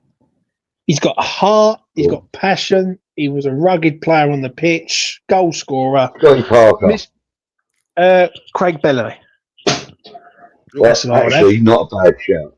Not a bad shout. And have you seen the quote from him recently that's been doing the rounds, saying that not only are we one of the most knowledgeable fan bases, but we're also one of the most passionate and one of the best to play for.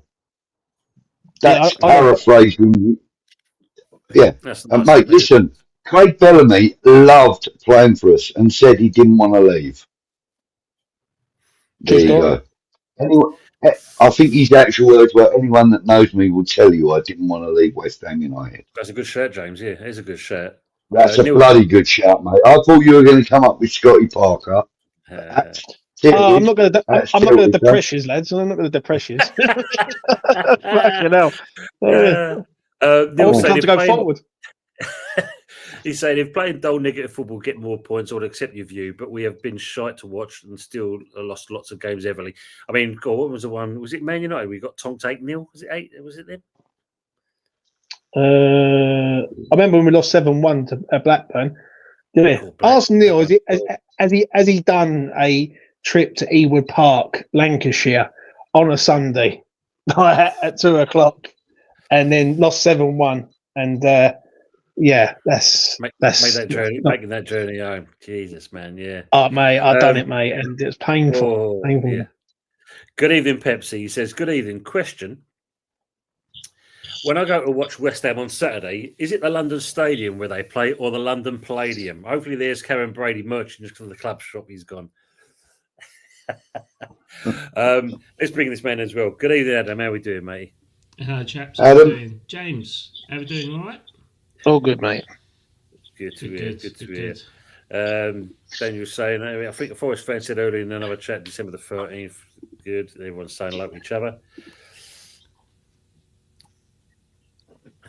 Let's see what's going on there. Interesting game. Can we both play winning well? Be interesting to see. Big up to Adama as well. Jose to West Ham. Well, now there's talk of Jose possibly going to Leeds, of all clubs. Leeds. Really? Keep him in the league. Yeah. Daniel saying you were so close to winning the FA Cup under Pardew. If it weren't for Gerrard, you would have. Oh, do you remember that? I remember that one. Oh, Scolari. God, the pain. The prick only had to put it out of play.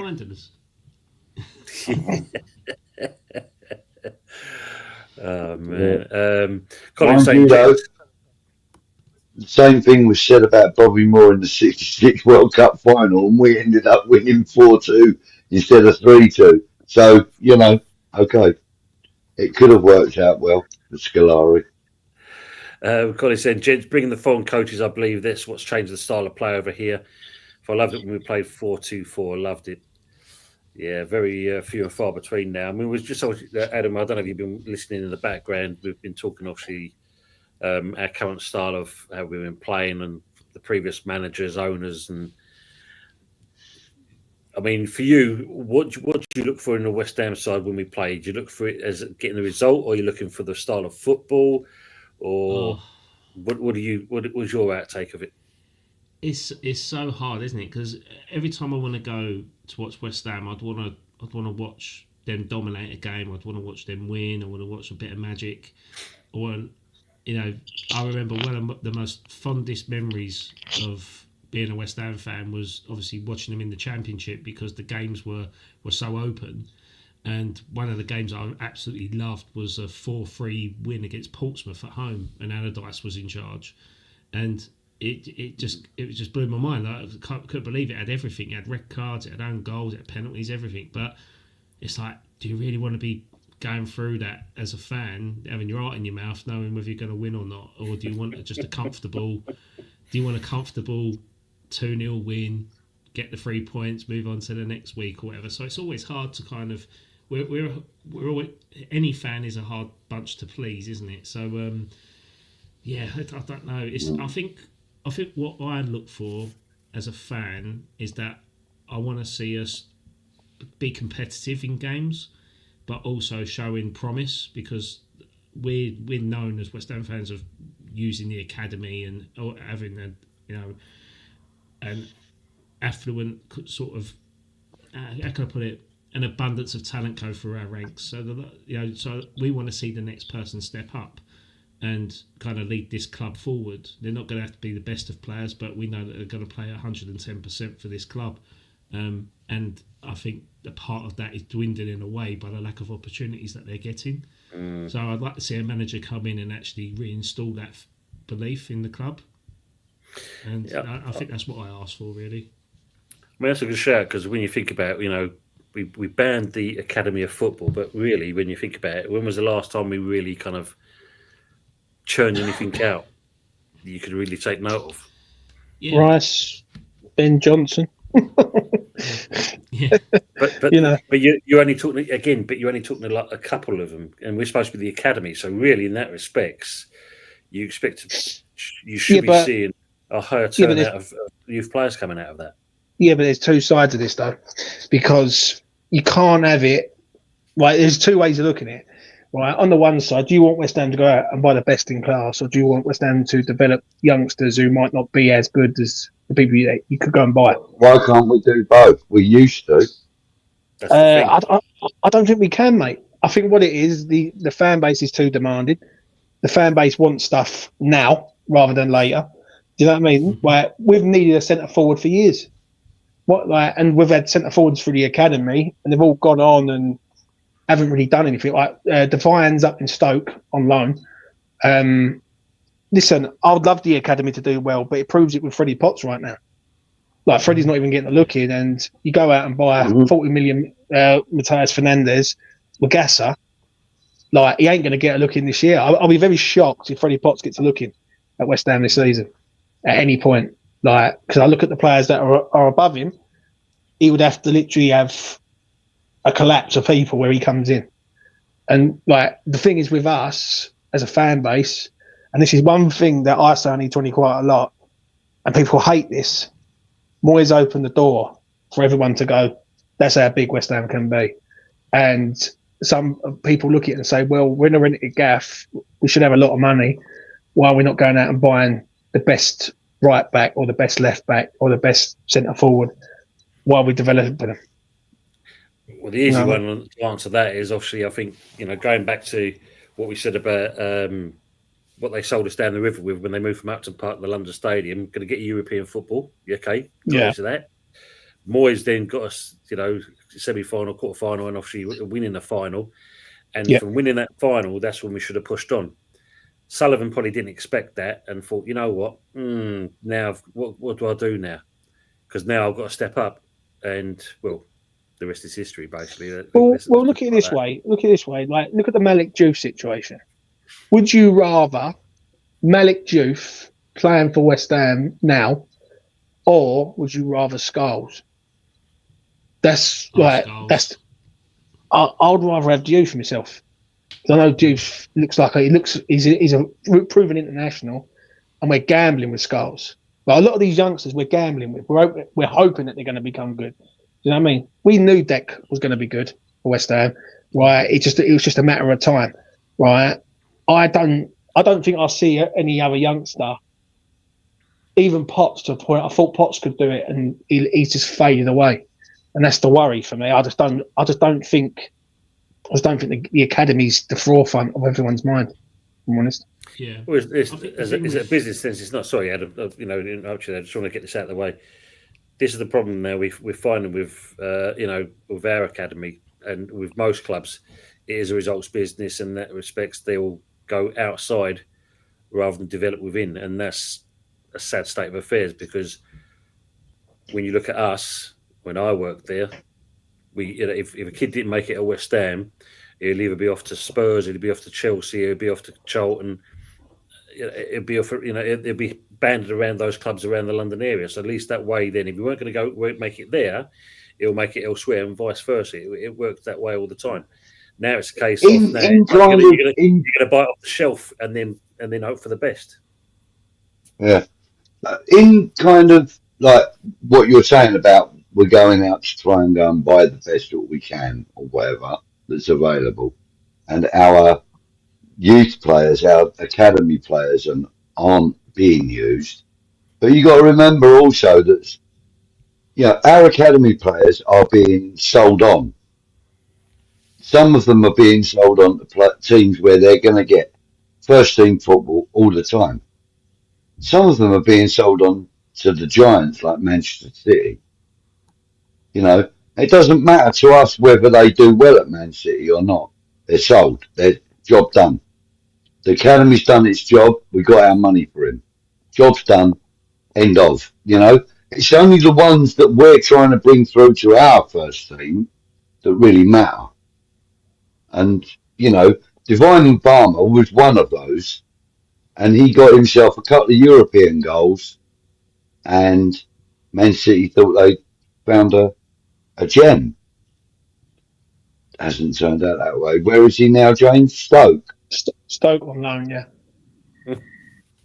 So, But, you know, it there's hasn't quite worked out for him, but that's not really our concern anymore, is it? You know what I mean? Yeah, but there's Once so he's many. done. There was Anthony Scully was a West Ham player who's coming through the academy, ended up at Lincoln. There's obviously a few players that have gone on. Jamal Baptiste. I don't even know where Baptiste plays now. I couldn't even tell you where he plays. And there's been so many. Yeah, with the academy, do I get hung up on it? No, because I think to myself, well, you've got the money now to go out and buy the best. Like, why would you go and try and develop a player? Like, when it should be a bonus, really. Like, having a youth player there should be a bonus to West Ham.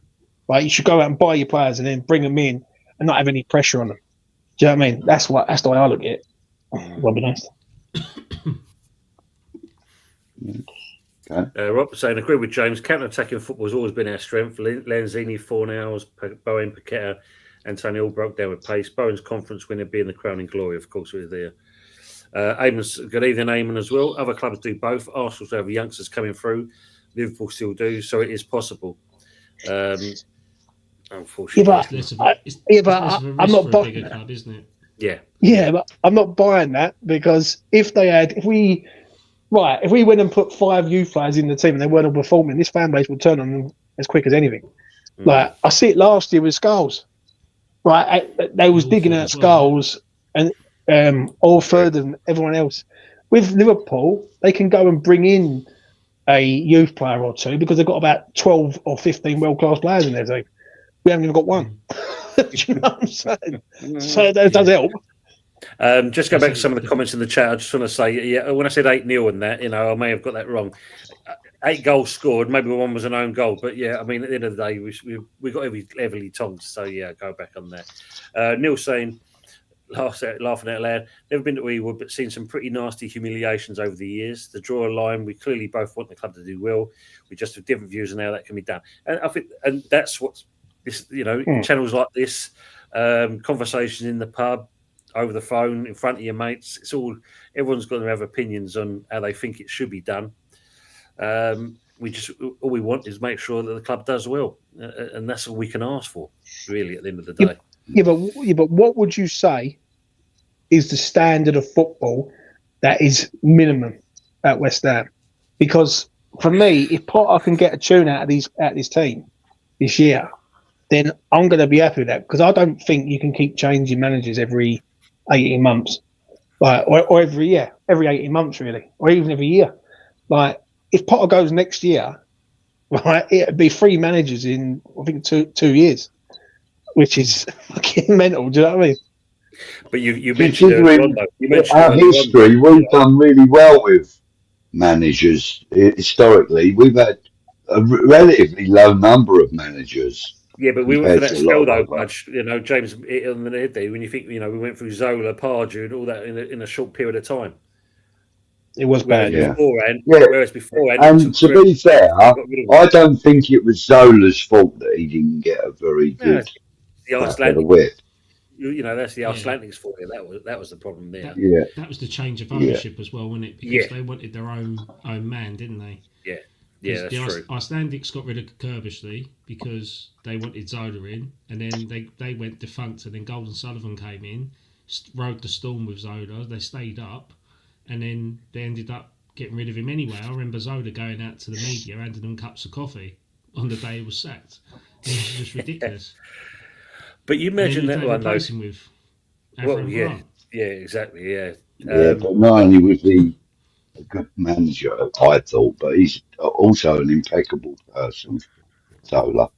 I thought he was one of the nicest guys in football. But just imagine, though, if the Icelandic economy didn't go defunct like it did for him, and where would we be at this stage? Well, yeah, I mean, I thought we started playing some really good attacking football under Zola. I'd love to see him, give him another go, to be fair, but won't happen, mate. Current ownership never would.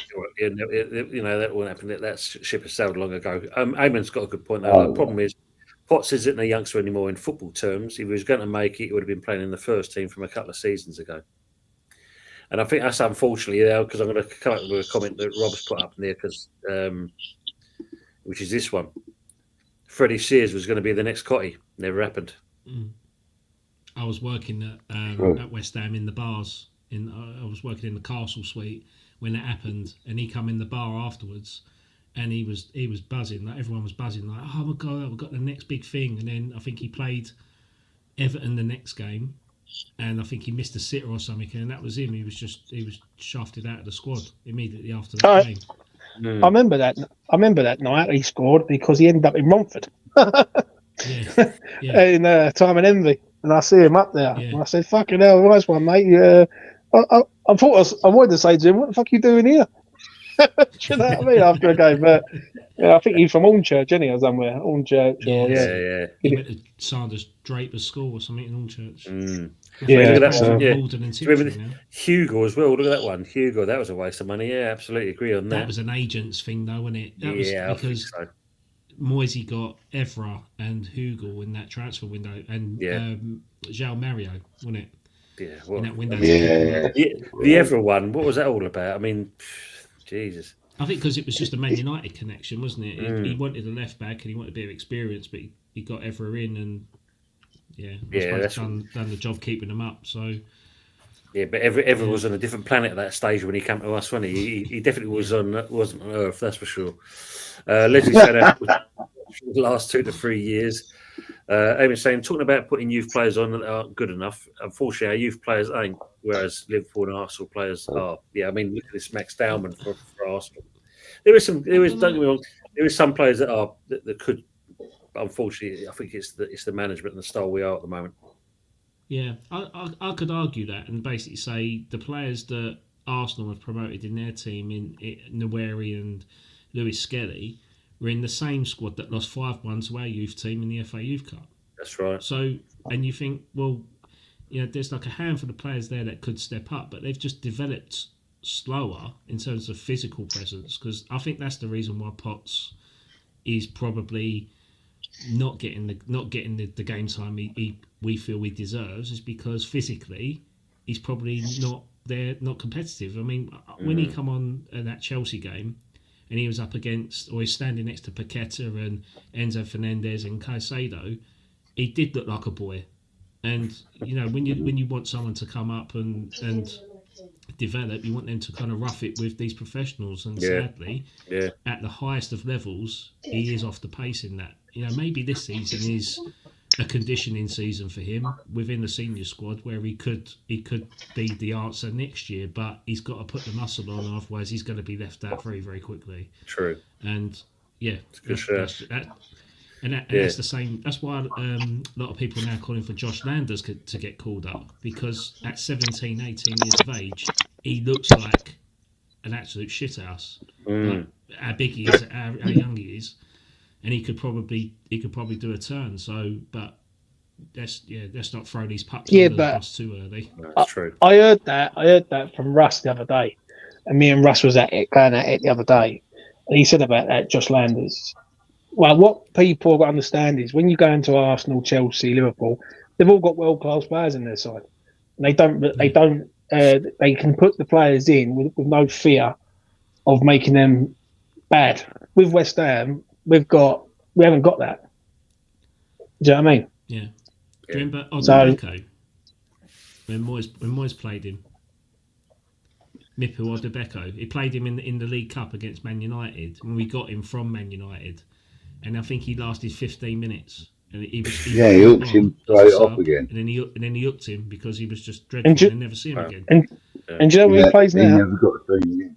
He plays now for Shelbourne, I think, in Ireland. I'm sure it's. Yeah, so. Wow. The fall from grace, as they say. Yeah, the fall from grace. In Europe, though, Shelbourne.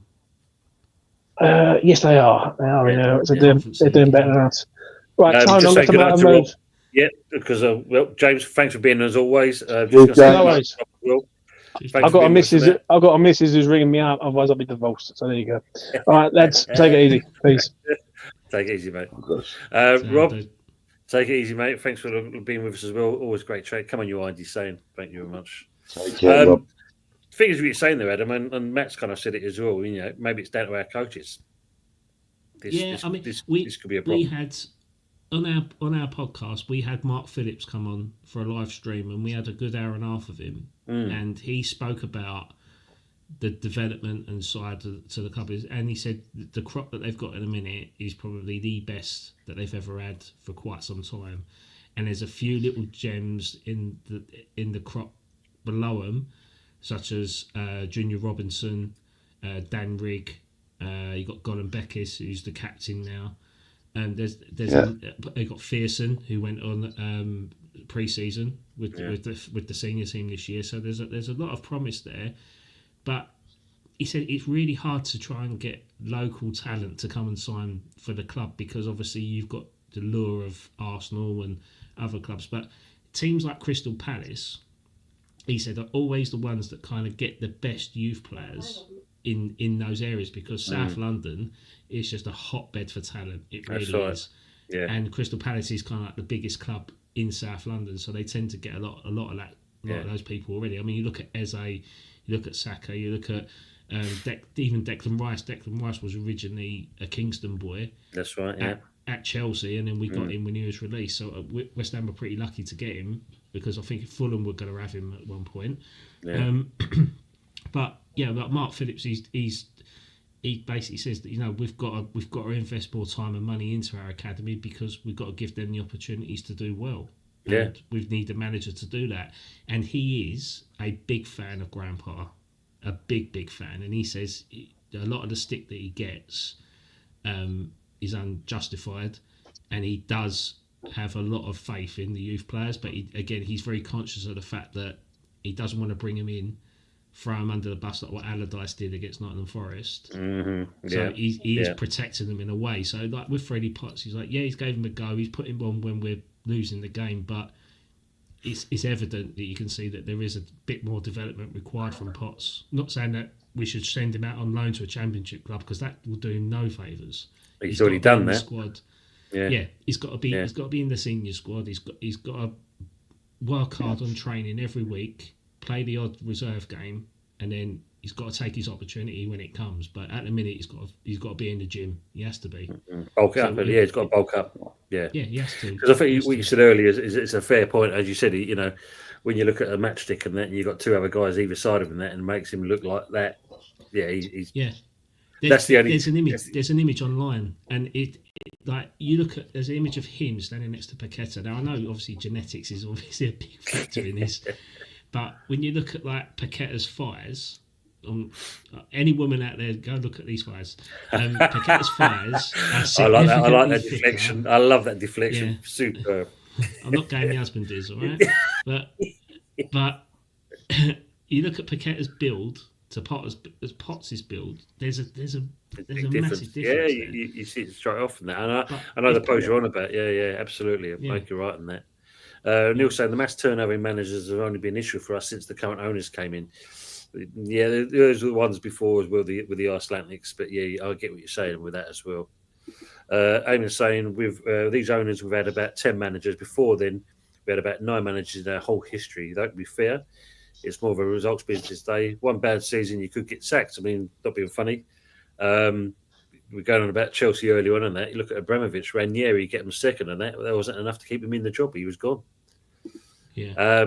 Colin said we had Joe Cole, Rio Ferdinand, Anton Ferdinand, Michael Carrick, Frank Lampard, Tony Cottee, Rice. Best to come through the academy. Defoe. Yeah, Defoe. Yeah, another one. Daniel. I mean, Max Dowman and that. I mean, the problem is we are talking about Arteta and that, and if he doesn't do it right, and it'll destroy that kid in no time. So it doesn't matter how much they big him up. There's a comment there. I think with Colin Chivers, bring back Tony Carr. He's at Arsenal. Yeah. He's at Arsenal Youth. Tony Carr now? Yeah, that's what he's doing for work now. Blimey. Yeah, he's good. I mean, it aged him, don't get me wrong. I remember when he first took the job on, he had jet black hair. Then look at him about a year later and that, he was grey as anything. Yeah. Eamon's saying, got to look at our terrible training facilities as well. There's a reason why other clubs have world-class training ground. Yeah, but you say that, Eamon, But if you look at London Colney, where Arsenal train, a lot of their injuries have come from that ground. They're safe to do with that ground. Yeah, look, Leslie's going there. Moore, Boyce, Brooklyn, Lampard Senior, great academy players as well. That's how it used to be. Paul Ince, another one. Yeah, Incy, yeah. Paul McNamee might have been a good prospect. Lloyd McNamee, nephew for he was a good goal scorer for fun, but he got a job in City. That's true. Yeah, Moore was a legend. Defo was Charlton. Ray says, I believe that the club knows how to manage the youth. Collins, I say, Ray said, I have to believe that the club knows how to manage the youth. They see him on a daily basis. We love to think so. Love to think so. When you think about it, the last time we had multiple academy players in our first team, and that team were relatively successful, was when we came back up from the Championship with Di Canio and all them lot in the ranks, and we had Lampard and Junior and Michael Carrick and all of those boys. We had like 5 in our squad, in our starting lineup, 5 academy players. And that was the last time we had anything like that in our squad. Anything like having 5 that we could turn to on a weekly basis. True. We haven't had that since then, have we? Since the turn of the century, really. No, that's very true. No. You know what? That I want to bring something up because I had a debate with my dad about this last week and about Frank Lampard and when he got ridiculed in front of a fans forum. I think it was at like Hollywood or City Bowl or something in Collier Row, wasn't it? And Harry Redknapp come out and defended him. Mm-hmm. Can you imagine the fan unrest in modern day football if Freddie Potts was in that situation, being a son of an ex-Hammer, exactly the same as what Frank Lampard was? I mean, what would I'll ask the people in the comments or the chat like what their kind of feelings are on that? Because how comes Freddie? I'm not saying he should do, but how comes Freddie Potts isn't getting the same amount of stick as what Frank Lampard did when he was a youngster coming through the ranks at the time? It's the same gateway, it's the same pathway, isn't it? It is true, yeah. There is that. Legend, both been out on loan. Now they're in the senior squad. It's like, well, okay, what's the difference? I suppose, I don't know. This is my outlook on it because obviously I worked with young Frank when I was there. When he first came in as an under 15s on the scene kind of thing, he was a bit of a porkster. He was a bit of a chubby little kid, and probably the best thing that happened to him in that. I'm not saying it's saying it's a good thing to have. He got glandular fever, and that literally knocked the weight off of him. So I don't know if it's something to do with that because they see how his old man was, and there was a difference. As you know, we can be a fickle bunch sometimes. I suppose with Freddie Potts, it's the fact of the way he's about, maybe it's the stature of the kid, the way he is, his mentality, mindset. I never forget Frank Senior saying to him, and that you may have my name, but you've got to earn your stripes. And when you look at some of the youth that comes in, and it ain't just with West Ham, I guarantee it was others, you'll always find that once they've got their feet in the door, they think that's it, they've made it. And that could be in the possibility with Frank, because, the amount of times that when a player gets chopped, they never recover from it. I've seen when I was doing semi-pro, kid named Robbie Drake, Arsenal academy player, got released, and he came over to us, and it's like he did bits, but every now and then he'll flick on that switch, and you can see there was something about him. But no, as soon as he's flicked on that switch, he switched it back off again. And it's that kind of mentality and mindset, unfortunately, some of them. I mean, we had Jason Gerrity would have become a first-team player if it wasn't for the fact he snapped his Achilles, his anterior. And when he he got released by West Ham, and then when I went over to Leighton Pennant, he was there. Got talking to him and that, and also he realised that once that had gone, that was it for him. He weren't going to be pro football. it was a case of, well, I'm still going to make a go of it. And he did it in semi-pro and was quite successful. Unfortunately, with some kids, they think they're what's the word? They're enamoured that they're there now. That's it. As far as they're concerned, it's that that brick road the yellow brick road is going to be there for me all the time. Not realising that you've still got to do things, because if you don't make it, you've got to do the work. You've got to put the work in, otherwise you ain't getting anywhere. That's the same with any trade in life, including being a dad. Hey, you got to put the work in, otherwise you don't get the rewards at the end. And that's the same with coaching, playing football, and everything else. But true. I've as you know, I've got a close connection to a lad that was in the Brentford Academy, and I in fact I spoke to him not too long ago, a few days back. Beckham. And I asked him where he's playing now, because he's only 24 or 23 now, but he was in the Brentford Academy up until he was 21 or 20.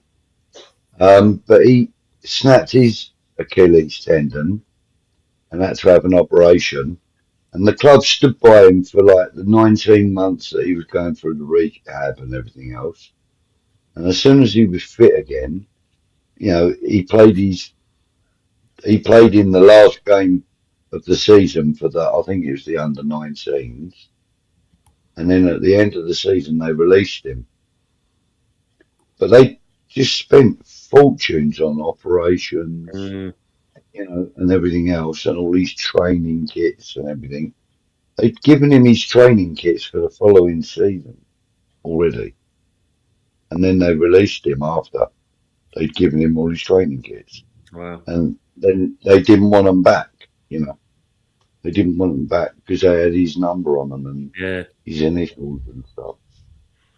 I mean, Leslie said it here, like, the demand for results hinder the pathway for youth these days. I think that is probably the biggest stumbling block with most of these, isn't it? Has the demand for the results ever changed, though? Like, because obviously everyone. I don't think it has. I think as a fan base, we've always demanded we've always required a certain amount of success in games. There are certain games we expect to win.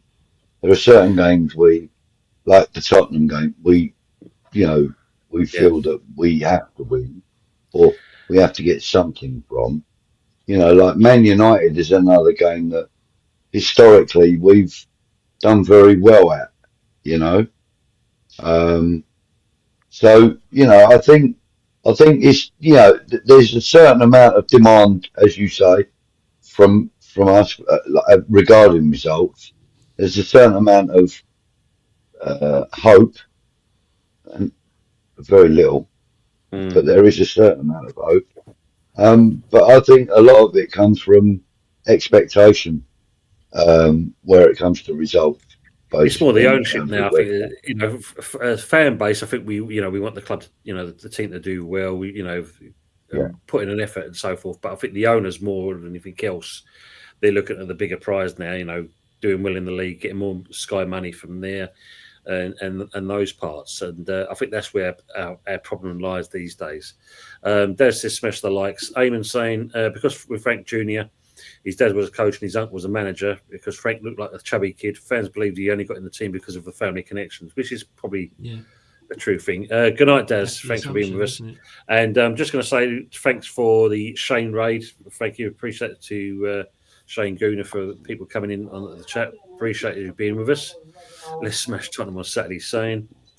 The special one saying Ajala is the one I see a gap in that squad. Front line lacks depth and not very much pace, and he'd like to give him a few minutes on the left. Again, Ajala is just hasn't got the physical build to play there. He's a fantastic little player. I'm not taking that away from him, but he's got to develop. He hasn't even been out on loan. If he goes out on loan to a Championship club, then it'll toughen him up. But yeah. Yeah, of course. Big up AJ as well. Good to see you in here. Mems Creamer, AFC NL. There's a lot Big of up Arsenal gents every fans time. in here. Yeah, obviously, Shane Gooner, who sent him over, so I really appreciate Shane doing that. He's a good He's guy. come over doing to some our good stuff. podcast if he wants. Arsenal chat. I'm bombarded with Gooners on my channel. Honestly. Of course, yeah, you've got that, haven't you? Michael Ellis, good evening. Shane Gooner, thank you very much for that. Big up, yeah, hope you're doing well, matey. Sack Potter and grab Nuno. I think that could be the case. You never know. Good evening, Hendon Gooner. Good evening, Tony, Amos Football TV guests and all watching. Shane Gooner, thank you very much, sir. Remember, screen of Forest will get a scrappy win over Arsenal after getting stuffed by the Hammers. Imagine it. Good evening, Jam Boy. Big up the Hammers. Big up to yourself, mate. More media pressure, yeah, of course. The special one saying Yeti Mourinho turned Forest down because he's been lined up by West Ham. Mourinho, good shout, yes. Special one saying is Ayala any less physical gifted than Somerville? Yes, he is. In terms of physical strength, you're saying, yeah, good. He is, he is, because you see that by Somerville having his 10-minute cameo the other weekend. He come on and he's managed to get himself round and condition himself to win fouls and draw fouls. Ajala will not put himself in the position to win fouls because he'll be easily muscled off the ball. And that's the difference. That is the difference. Yeah, in the quality. Mem's Cream is saying West Ham need to pick up the results and get themselves out of this relegation zone. If they don't get the results, they may need a new manager. Mourinho is available, wise choice. Won't be a bad shout, but we'll be back him. We're not in the relegation zone. What's he talking about? The concern is there, they're saying. Somerville's a cracking player. He is, Jam Boy. We've got a great one. I think he would, he says, and he humbly disagrees. And that's every right to in that. Just on a note now, we're just going to go like we normally do for those who already know in the chat. And welcome, like I said, to the people from Shane Gooner. But we look back on some former players at West Ham, and this is the one we're going to show right now.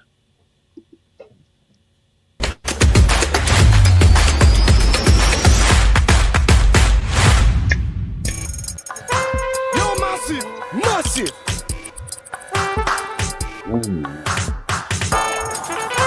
You're massive, massive.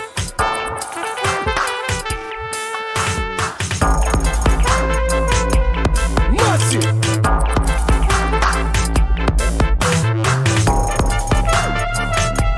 Massive.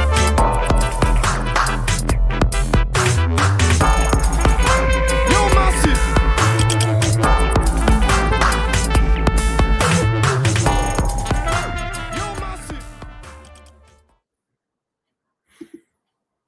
Leroy de Graft Rossini. Yeah. What a name. Yeah, de Graft. Now that surprised me as well as that. Yeah, good old Wikipedia. Great. Yes, Jam Boy, Liam Rossini's dad. Yes, that's who it was. It was easy. Absolutely, it is, yeah. Yes, Sorry. yes, absolutely. Yeah, that's his dad. Yeah.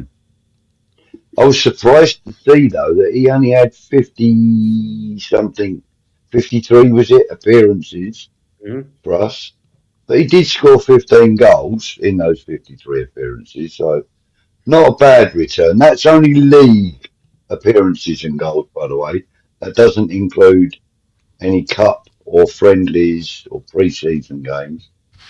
But that was in a 4-year period. Yeah. He only played 50. He was in and out of the squad. He wasn't a regular, was he? That's the thing.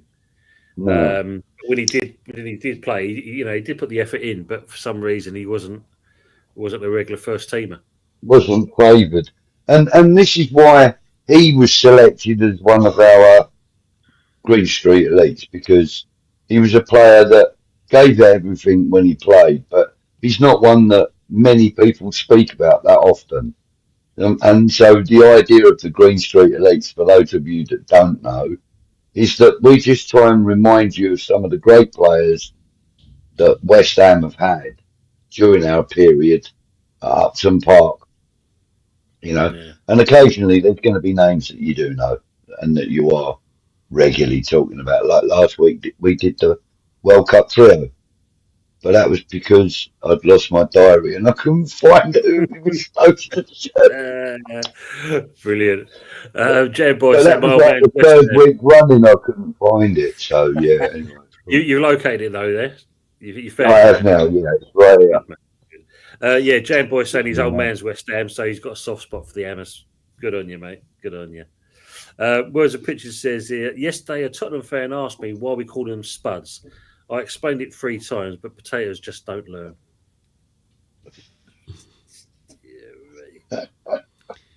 It's because they've got the same amount of brain cells as a potato. That's why. Well, yeah. Brilliant. Whereas I call them spurts, and I think that kind of works as well. Spurs. I don't call Gents, them I'm going to have to call it a night shortly anyway because I've got to be up very early. But let's see, the last comment. Mem's Cream is saying, let's just put wait. Canning Town Lynn. Nice. Canning Town Lynn. Yeah, what a legend he is. 20 How much are they? That's an 20 quid. I'm getting one. Absolute bargain. It looks mate. quality. Mem Scream is saying you're 16th in the league. The teams below you will put you in the relegation zone if I'm correct. That's if you lose on the weekend, so I'll probably be right come the week. It's a lovely one, Mem Screamer. Superb. What we got you here, Adam? Where can people find you, and what's your next thing coming up? Yeah, I mean, you can find us on X at Dad's Our Job TV, and you can find us on YouTube at Dad's Our Job TV. We are not doing a stream next week because the boys are going to Bremen, so we're all going to Bremen for the weekend, and after that we'll do a podcast. But next week we're having a week off, and then we'll be back the following week. But every Thursday, 8:30 live stream on YouTube. And then you'll find me on here after I've done my bit. I'll come on here. I think you're missing a trick, mate. When you go, you should be doing, Dad's on Tour TV. That's what you got to do with that one. Do a show out there. I think I want to protect everyone's marriages by not filming. So I think it's probably number one, your own. Yeah, number one, my own, 100%. Well, my wife ain't got to worry about that. I ain't got to worry about that. I'm tame. It's the others I worry about. But no, we're actually going to go and watch Bremen v Freiburg. So we're going to go and watch that game as well. We're in the standing zone with the ultras, and that should be interesting. But I've been told not. Oh, that should be very interesting. Don't forget, get plenty of pictures and do a little vlog. Yeah, we'll do the shorts. We'll do some shorts in between, but not a massive. Yeah, that's it, mate.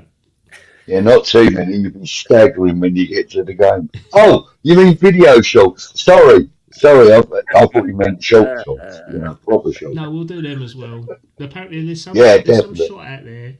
It's called like a Mexicano, and it's like a Bloody Mary with like Tabasco sauce, pepper, and their local spirit or something that's put into it. And apparently, that's their go-to drink out there. But obviously, Bremen is famous for Beck's as well. So. Right. Yeah. It'd be a good little culture trip, and it was 200 quid all in. So if anyone wants to Bremen, that's not bad. Yeah, that's not bad. Yeah. So listen about them shots and that, Budge. I think we won't see Adam for a couple of weeks. They'll be completely mullered by that stage. Thomas Mullered. Great. Thomas Mullered, brilliant. Not Mullered rice then. Go on. Budge, I know you've said it. Have you kind of got any shows coming up yet? Have you you said you're going to get into that stage. Have you managed to get into that area there? I haven't as yet, but there is something in the pipeline, and also there's something I want to talk to you about off screen as well. No worries, but there is something coming up with myself and a mutual friend of ours, Mr. Blewett. I'm hoping to do something on Green Street Elite on a regular basis with gentlemen. Providing he's available, we'll try and pick a time, even if it's a pre-recorded, we'll try and get something regular out. Because I want to actually, as I said before, I want to start getting some more regular content out. Yeah. No, it'd be good if you can, mate. Yeah, so Darren and I are going to start looking at something. I'm all for that, by the way. That if you like dad jokes, come to us. Yeah, exactly. Yeah. Well, yes. Dad jokes, my kids are basically sick of them because they've heard them all now. Yeah, Blue is a good guy. Absolute top bloke. I mean, yeah, he's got a lot of time for everyone, which is great, and he don't ask for nothing back for it. No. And that's the thing. We had to ask him to turn his volume back last night when he was on with Budgie and Kieran and that, because everyone was struggling to hear him, unfortunately. But definitely good to see him. When you live in Dover, cool. Everyone's going to hear, not going to be able to hear. Superb. Colin saying, been a great show. Always a pleasure joining you, and have a great chat. God bless you all, gents. Colin, thanks for that. We are going to be wrapping it up ourselves as well. Colin. Leslie saying, Potter out, Carrick in. And obviously, good night as well. People in the chat, and thank you for the Shane Raiders that's still with us as well. Thank you for coming in. Really appreciate that. I will give Shane a good old shout out for doing that as well. Sunday should be back for the Sunday Night Takeaway show, and of course next week we'll be back on with Budgie, and of course Wednesday should be back on as long as Anthony's kind of got his cold out the way with. And we're back on for then. Other than that, as always, thanks for being with us. It's been a good show. We've had some interesting debates and talks. And as always, and unfortunately for the Arsenal boys, you've got to put up with this, but we always say, you got a last word to say, Come on, you Irons. Come on, you Irons. Good night, all. And come on.